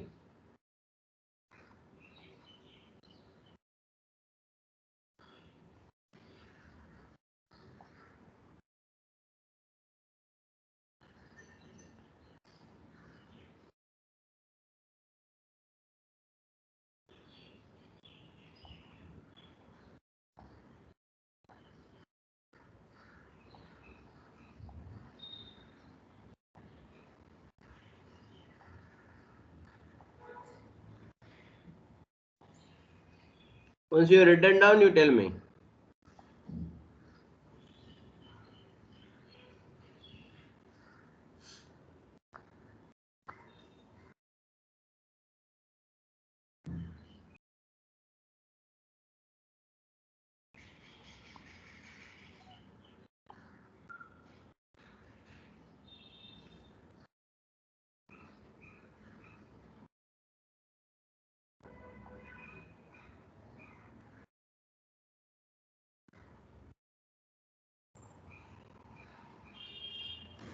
Yes, sir. Done. Yeah. So now I will explain you a little bit. See, what it says is that a molecule containing a keto group undergoes beta cleavage. Instead of the first cleavage, like here, see the beta cleavage means the after the first carbon, with the gain of gamma hydrogen. Gamma hydrogen means the terminal hydrogen. Now I will show you further. Like here, you can see this is the rearrangement. So this oxygen, this hydrogen is abstracted the terminal here. So this becomes OH, and then there is a breaking. This bond becomes double bond here, and then this is the released. So this is R1. You can see here the double bond comes here and CH2. This is a very unusual rearrangement, and that is why it was published by. This was all invented by McLafferty, and that is why it is called as a McLafferty rearrangement. This is only possible in case of a mass spectrometer. I will show you further. So like here, this hydrogen is there. Now this is going to be picking up this hydrogen. This will be picked up. So this hydrogen is there here. It will be picked up by this oxygen. You can see here. This is the gamma hydrogen. This is picked up here. So this OH becomes OH, and then this becomes OH. This becomes here double bond further, and then it's the cleavage. So there is a beta cleavage here. So like here as he writes, there is a cleavage here. Actually this cleavage is not expected in the normal case, but it is happening here. So this is cleavage here, and once this happens, then this becomes single bond here. This becomes a double bond because the hydrogen is lost. Once this hydrogen is lost here, this becomes a double bond, and so this is the formation. This is formation. This gets rearranged again to form this. So this is OH. This double bond becomes here, and this is like this. So this is a charge migration, it is called. I don't want to load too much, but this is very unusual rearrangement. Otherwise, what you will expect is that you will expect there is a cleavage like a here first, or there may be cleavage like here. It doesn't happen. The cleavage is here. You are understanding what I am saying? So this is a very unusual rearrangement. So which only found, it was invented by McLafferty, and that is why it is called McLafferty rearrangement. Like that, there are many examples. So this I will not go into too much details because it will be too much taxing to you. Aldehyde ketones generally have the McLafferty rearrangement, all of them. Nobody will ask you this thing in exams. Carboxylic acid, simple people will ask you. Esters will have this. Again, there will be McLafferty rearrangement. I am going to skip this because if I go on explaining you, it will take a lot of time also, and it will be taxing to you. I can explain you, that's not an issue. Let us explain, for example, here. Now this is a molecular ion is there. A normal alpha cleavage is there, which is a normal expected. What will happen? There is a cleavage here. So like this is the one, and the cleavage happens here. You are understanding what I am saying? Cleavage means breaking. Okay. So OH-CH3 is there. So then subsequent to that, or there is a possibility of cleavage here like this, and I get this OOCH3 here like this. But I don't get this kind of structure. Instead of this, I get like this. This is the same structure. I have just made this twisted here. Okay. And this terminal hydrogen is picked up by this oxygen, and I get this kind of thing. And such kind of structures are not they were not expected. Actually, people were, when they were esters were being studied, esters or ketones, aldehydes, then they were expecting this kind of fragments. They never got these fragments. So McLafferty was investigating this. He got this kind of fragment. So then he proposed this rearrangement. And this is what is very clearly seen in all kinds of aldehyde, ketones, ester type of compounds. Is this clear now? Yes, sir. Okay. Yes. So now let us go to the aromatic hydrocarbons. We have studied enough. So now I am seeing this M92 I am seeing here. What is this 91 seen? Propylium ion. I explained you this earlier. This is toluene, a very typical example. So I get both 91, 92. When I see such kind of structure, or multiply it, then I will be able to make out, yes, there is a m plus 1 or something is, or m minus 1. That means this looks to be a, some rearrangement is there, which 91 typically seen, that means it is a tropylium ion. So I will be able to make out something. Is this clear? Yes, sir. Okay. Now let us go to the, this I will skip. Now let us go to the some standard mass spectrum. Okay. Now if you go to the when actually this time there is a COVID. Otherwise, what we used to do, we used to take the practical. I used to give generally the mixture to the students, and then mixture is given. Then you generally inject the stand mixture into the mass spectrometer, that is GCMS, and you obtain, this is the chromatogram first. So this is the retention time. This is not a mass spectrum versus time. So this is not like a normal chromatogram. So what is this? 2.23 is the retention time. This is a peak 1, peak 2, peak 3, peak 4. Is this clear? Yes, sir. Yeah. So now if I just see the mass spectrum, what I am going to do is that I am going to just see one or two mass spectrum, and I am going to ask you to write down also on that in your table. If you have the table that yesterday which I had sent you and asked you to take print. Okay. Now this is a RT which is 2.21, which is same as this 2.23. Okay, the same RT is there. Now this is the mass spectrum we got. Can everybody see there is a 78 seen? There is a small 77 seen, and this is the mass list I am seeing. So what is the mass list? 78 indicates 100. So I will call this as a base peak. Okay. And then there is a m minus 1 seen little bit, which is 26. Is this clear? Yes, sir. Okay. Now, so this is the, when I do match, I do the library search, I get like this. You can see here. So what it is going to give you hits only, because see, software doesn't know anything about structure. It will go on matching with the structure libraries. It doesn't match the structure. It matches only the mass spectrum. Okay. So the best match it will give. So it is given 945 is the RSI. Is mean 9. It is a good match is there. So this may be benzene. That is what it says. Now, when you have got a table, what is that you will write down? You write down in your table 79. You are seeing here small 79 also is seen here. Can you see 79? So this 83 I have to ignore, because 79 and 4 there is no possibility of 4. So this may be all noise.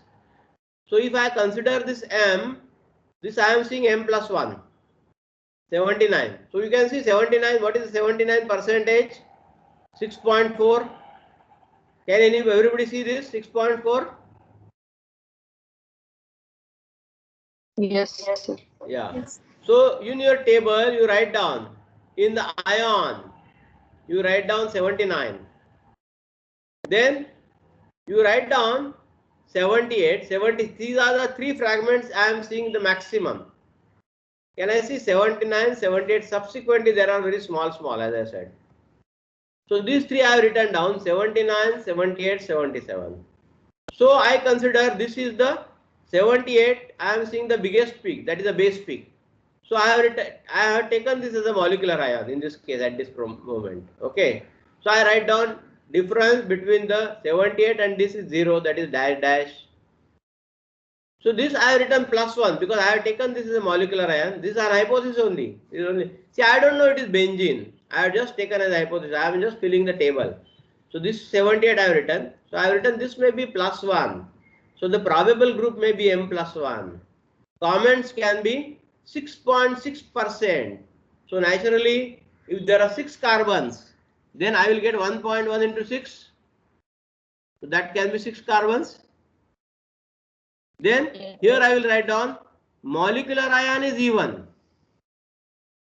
It must contain 0 or even number of nitrogen as per nitrogen rule. Then this is small, I am seeing m minus 1. This may be m minus 1 because of loss of one proton. This is the table you will fill up. You fill up your table like this. So nobody is going to, when in a practical exam, I don't know whether this time the practical exam is going to be there or not for you. Is it going to be there? Practical exam? I don't know. If it is practical exam is there, then they will show you the mass spectrum and they will ask you to interpret the mass spectrum. You have to write down in this table form. Okay? Is this clear? I will go to the next example then.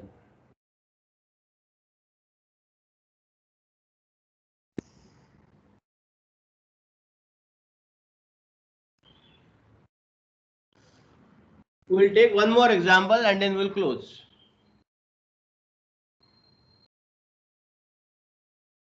Is this example clear to you? Yes, sir. Okay. Yes, Have you sir. written down? Yes, sir. Now we will go to the next example.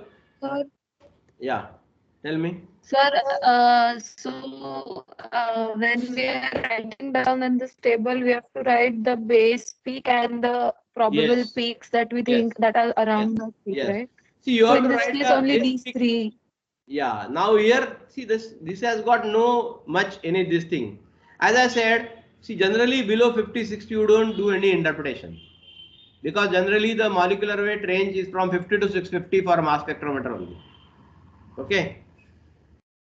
So you write down only 2, 3. Now we will go to the another example in which more peaks are seen. So that will become better for you. Let us go to the one more example whereby you can see something.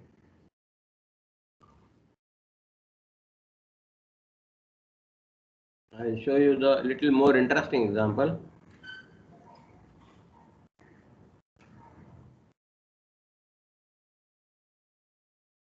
Let us take an example of this.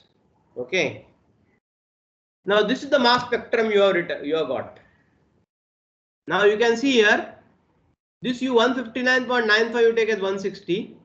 This you say 162, 159, 159 here small, and 127, 125. Here it is 89. So now, first of all, you are writing down 125 is seen as 100. This is the base peak. Everybody seen? Yes, sir. Yeah. See, this is the unit resolution mass spectrometer. So second decimal has no meaning. You have to just round off this here. Because this is the one, it has got either it can know it was 124 or 125. But see, this is only software shows some odd figure. But as such, the resolution of the mass spectrometer is unit resolution.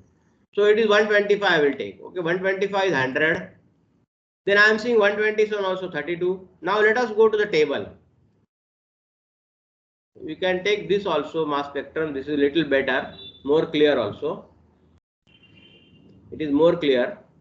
So the same one, the only the since it is little faint, this is better.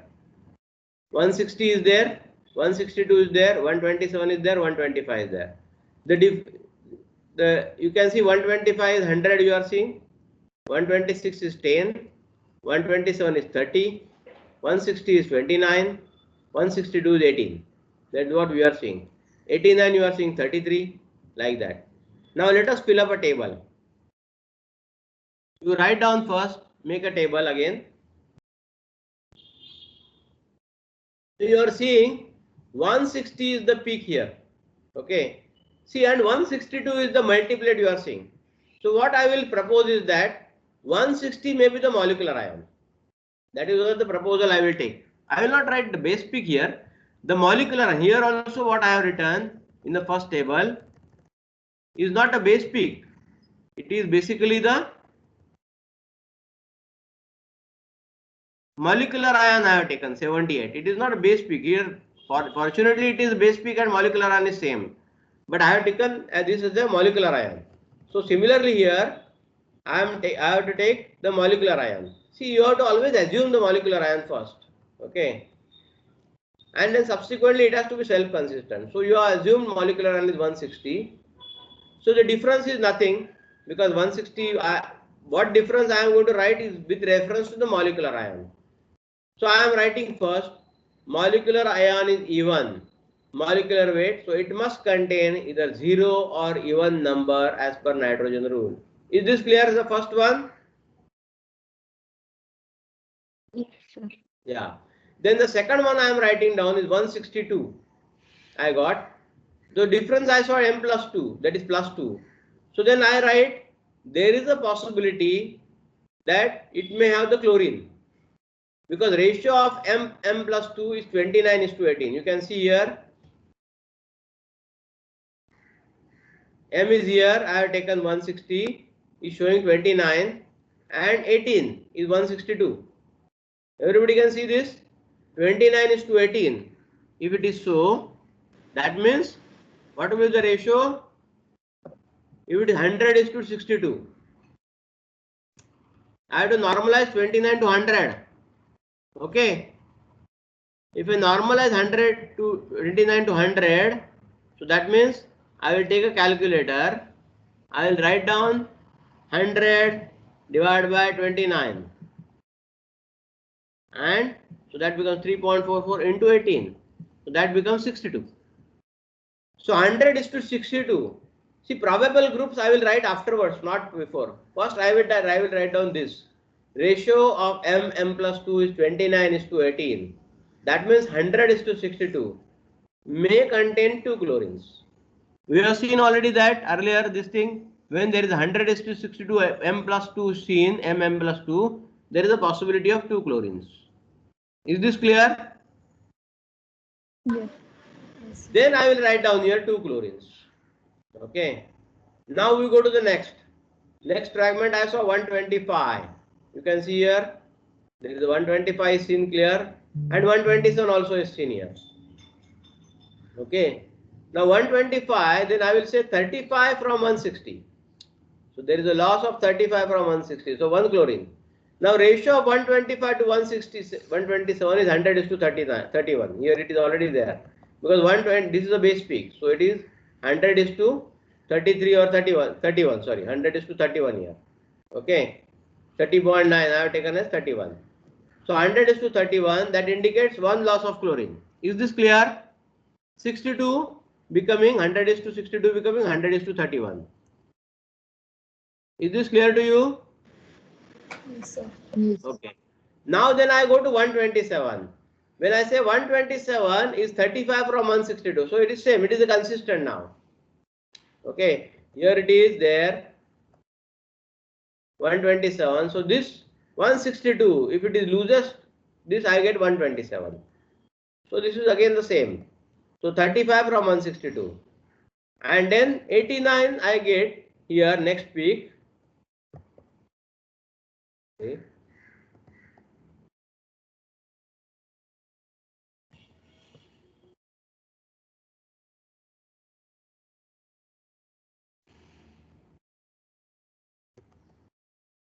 I am getting here, a big peak here. Subsequently, I am going to ignore. I am not going to see those things.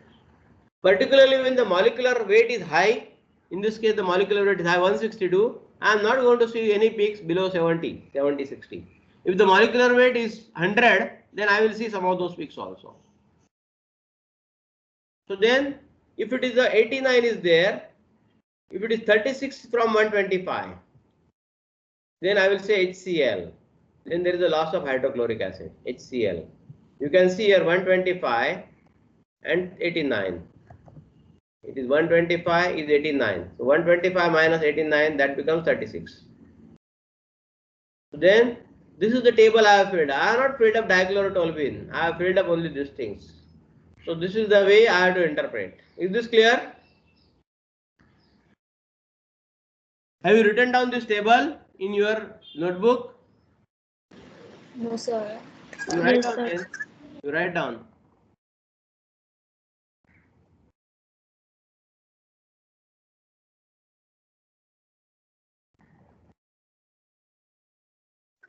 So we do not have to predict the structure. No, you don't have to predict the structure. You have to always write the hypothesis. You can't make out the structure. Very difficult. You need to have structure only when you have got other evidences also, like other spectroscopic evidences. You may have infrared or you may have other things. It is very difficult to interpret exact structure for unless You have got a library spectra. So what is, or even somebody can do that also, provided he is a good expert. At level of yours, which is your MSc Part 2, structure is not expected.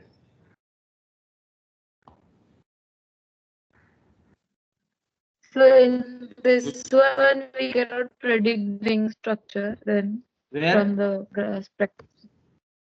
Toluene, we cannot predict from the You can always predict structure. As I said, provided you have got enough expertise. But again, this is very well applicable for a smaller structure. If they are very, very big structures, like the molecular weight is 1000, 2000, 5000, it's not very easy to interpret only from the mass spectrum. You need to have a lot of other data also. Like you may run standards, you may run see the spectra of some of the standards, you may have the infrared or other data also. So that what are the groups present in that, that also has to be coupled. See, you know the story of elephant. The elephant, when all blinds were seeing the elephant, somebody says it is like a rope, somebody says it is like a pillar, somebody says like something. So spectroscopy is also like that. Spectroscopy doesn't show exactly the full elephant. Spectroscopy goes on giving, but I will say spectroscopy, in mass spectroscopy, it gives you many things. Whereas infrared will only tell you only information related to the functional groups. So only it will tell it is, elephant is like a rope or something, or it is like a pillar or something. Whereas mass spectrometry will tell you it is like elephant, is like a pillar plus rope plus this and that, all those things. So number of it will give you, but still not full elephant. So you have to always couple other evidences along with that. Then only the full elephant can be described. As I said, you have to run standards always and try to see those, are they matching or not.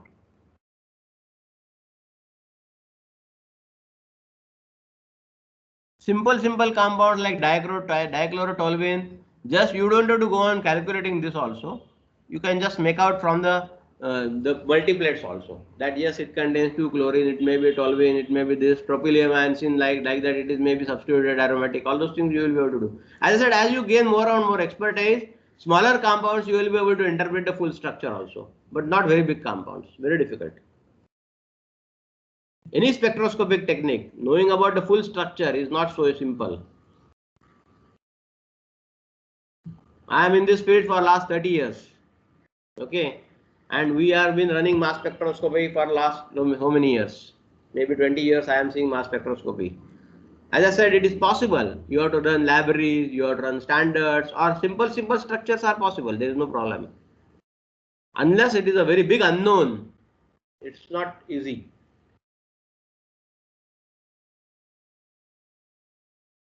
Have you written down? Yes, sir. Yeah. So we have seen 2 examples. We can see more examples also. Another related to the tropylium ion. You don't write down now. I will show you one more example. You don't write down the table. Just show you. I will then. Aniline, I will show you toluene.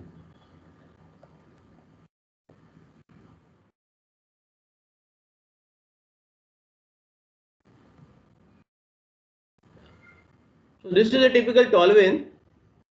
So you can see here. What is seen here is the big peak, which is 91 and 92. Both are seen. Now you can see the ratios are very odd. So I will not take this as a 91 as a m plus. Now this m plus 1 is there. So which is not very difficult. M plus 1 becoming 92 to the level of, you can see the ratio of that. 92 is almost 58%. No carbon will give you m plus 1 to this level. You understand what I am saying? There are no 58 carbons. And 58 carbons, then molecular weight will not be so low. It cannot be 92 then. It has to be very, very high molecular weight. So as soon as I see a big 92 is seen here and m plus 1, I will say, then I will say this is not m. This must be m. And this may be m minus 1 because of tropylium ion, because 91 is typically for tropylium ion. So such kind of things, subsequently there is 65 directly. This is, I will write down like this. The first I have written 92. So that is why I have to always see the self consistency. So I have not taken this as a molecular ion. I have taken this as a molecular ion because it is not possible to have, if I take this as a molecular ion m plus 1 to the level of 58% is not possible. So that is why this is not a molecular ion. So this is not molecular ion. So this is a molecular ion I have taken. So if this is molecular ion I have taken, so that is why I will write down here 92. So molecular ion even molecular weight, it must contain 0 or even number of nitrogen as per nitrogen rule. Then I will say 91 is seen, then that is 100% tropylium ion. So tropylium ion, then I am seeing 65 is the next peak I am seeing here. 65 is seen. When 65 is seen, I will say 26 is lost from 91. So C2H2 is lost. This is a rearrangement. This is the only thing information I will write down. So from the tropylium ion, I may write down subsequently. It looks to be an aromatic substituted hydrocarbon. That much I may write down. Because tropylium is possible only for alkylated hydrocarbons. Substituted, or I will say alkylated hydrocarbons. It has to have minimum 1 methyl. So alkylated hydrocarbon, if it is written, you will get full marks. Really, nobody expects you to write exact structure. So this is all about interpretation of a mass spectrum. So we have finished our topic today. Many things can be studied further. Nitrobenzene and hundreds of examples can be studied. We have already seen from almost 10-15 we started. It's already 2. I am sure you must be absolutely tired. And so I have given you enough literature. That is 2 books, full books I have given you, that McMaster LCMS and McMaster GCMS, as well as I have given you tables for interpretation. And I have given you some references also on the literature. You can see Google, you can see McLafferty, there are books are available. You can download those books also. And if anybody is interested, more information is available a lot in the Google itself. Or if you want some more literature from me, you can send me that.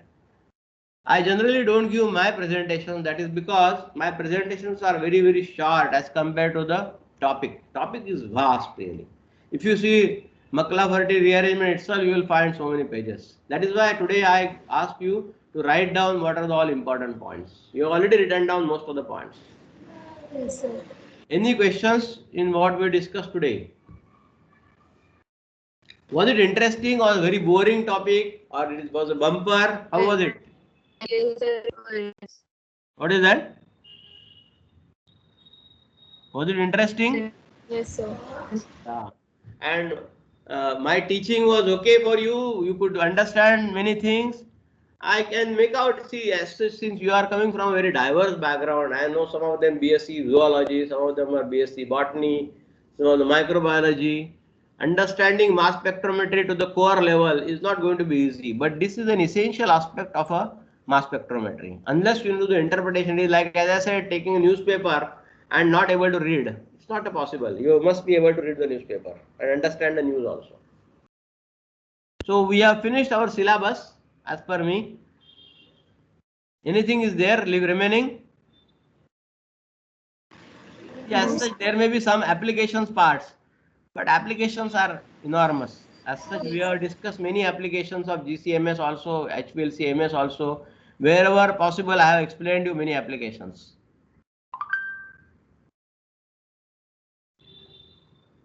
Is your timetable declared now for January or no? No, sir. Not yet. No, sir. Okay.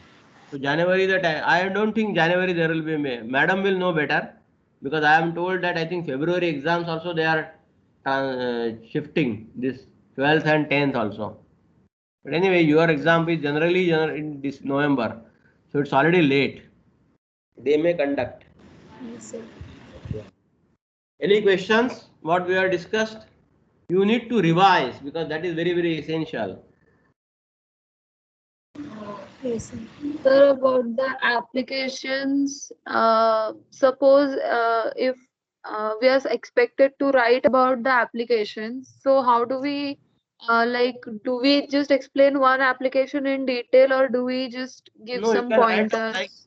application. If let us suppose applications of pesticides in for GCMS, applications of GCMS for pesticides. If something, and I don't think you will get such kind of short notes they ask you. They ask you like this? I don't think so. You I can see don't the know. earlier We're papers. just checking. Huh? Yes, we can see the earlier paper. I Yeah, have no you go through the idea earlier yet. papers. I don't think they ask you these questions. They ask you more on theoretical aspects. Like they will ask you maybe write down the structure diagram of a quadrupole and explain the quadrupole mass analyzer, or maybe what is the ESI. Like that, the questions will be there. Or maybe in the practicals they will ask you the interpretation. As such, applications are vast. You can write down also, but as I said, literature many are there. Okay. And whatever the books also I have sent you, there will be a lot of applications related to that. If you need anything, call me. You can send me the message. Okay. Yes, sir. I can send you the literature, whatever you need further. But as I said, first you digest whatever I have sent you already, because that itself is good enough. Yes, sir.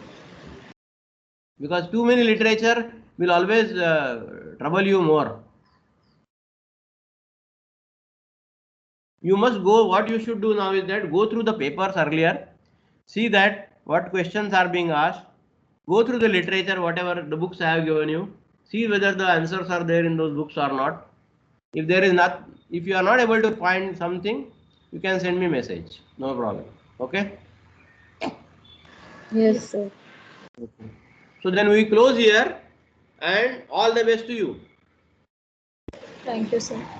Okay. And you must revise. All the best for your exams as well as your future. I'm sure many of you will become PhDs, or you will go to for the job. My recommendation to all of you is that if there is no compulsion, then you must do PhD, because there is a tremendous difference between MSc and PhD as far as the jobs are concerned. In industry, when you take any MSc we take, then we take in a one grade, XYZ grade, and if it is a PhD is there, then generally he will be minimum 3 grades above the MSc. 3 grades, not less than that. And salary also, if the MSc gets, let us suppose XYZ salary, PhD will get, I am talking about starting point, entry. Then PhD will definitely get 2.5 times the what MSc gets, minimum.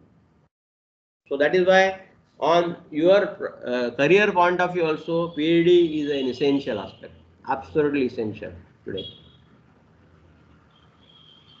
Okay? Yes, sir. Okay. All the best to you. Thank you, sir.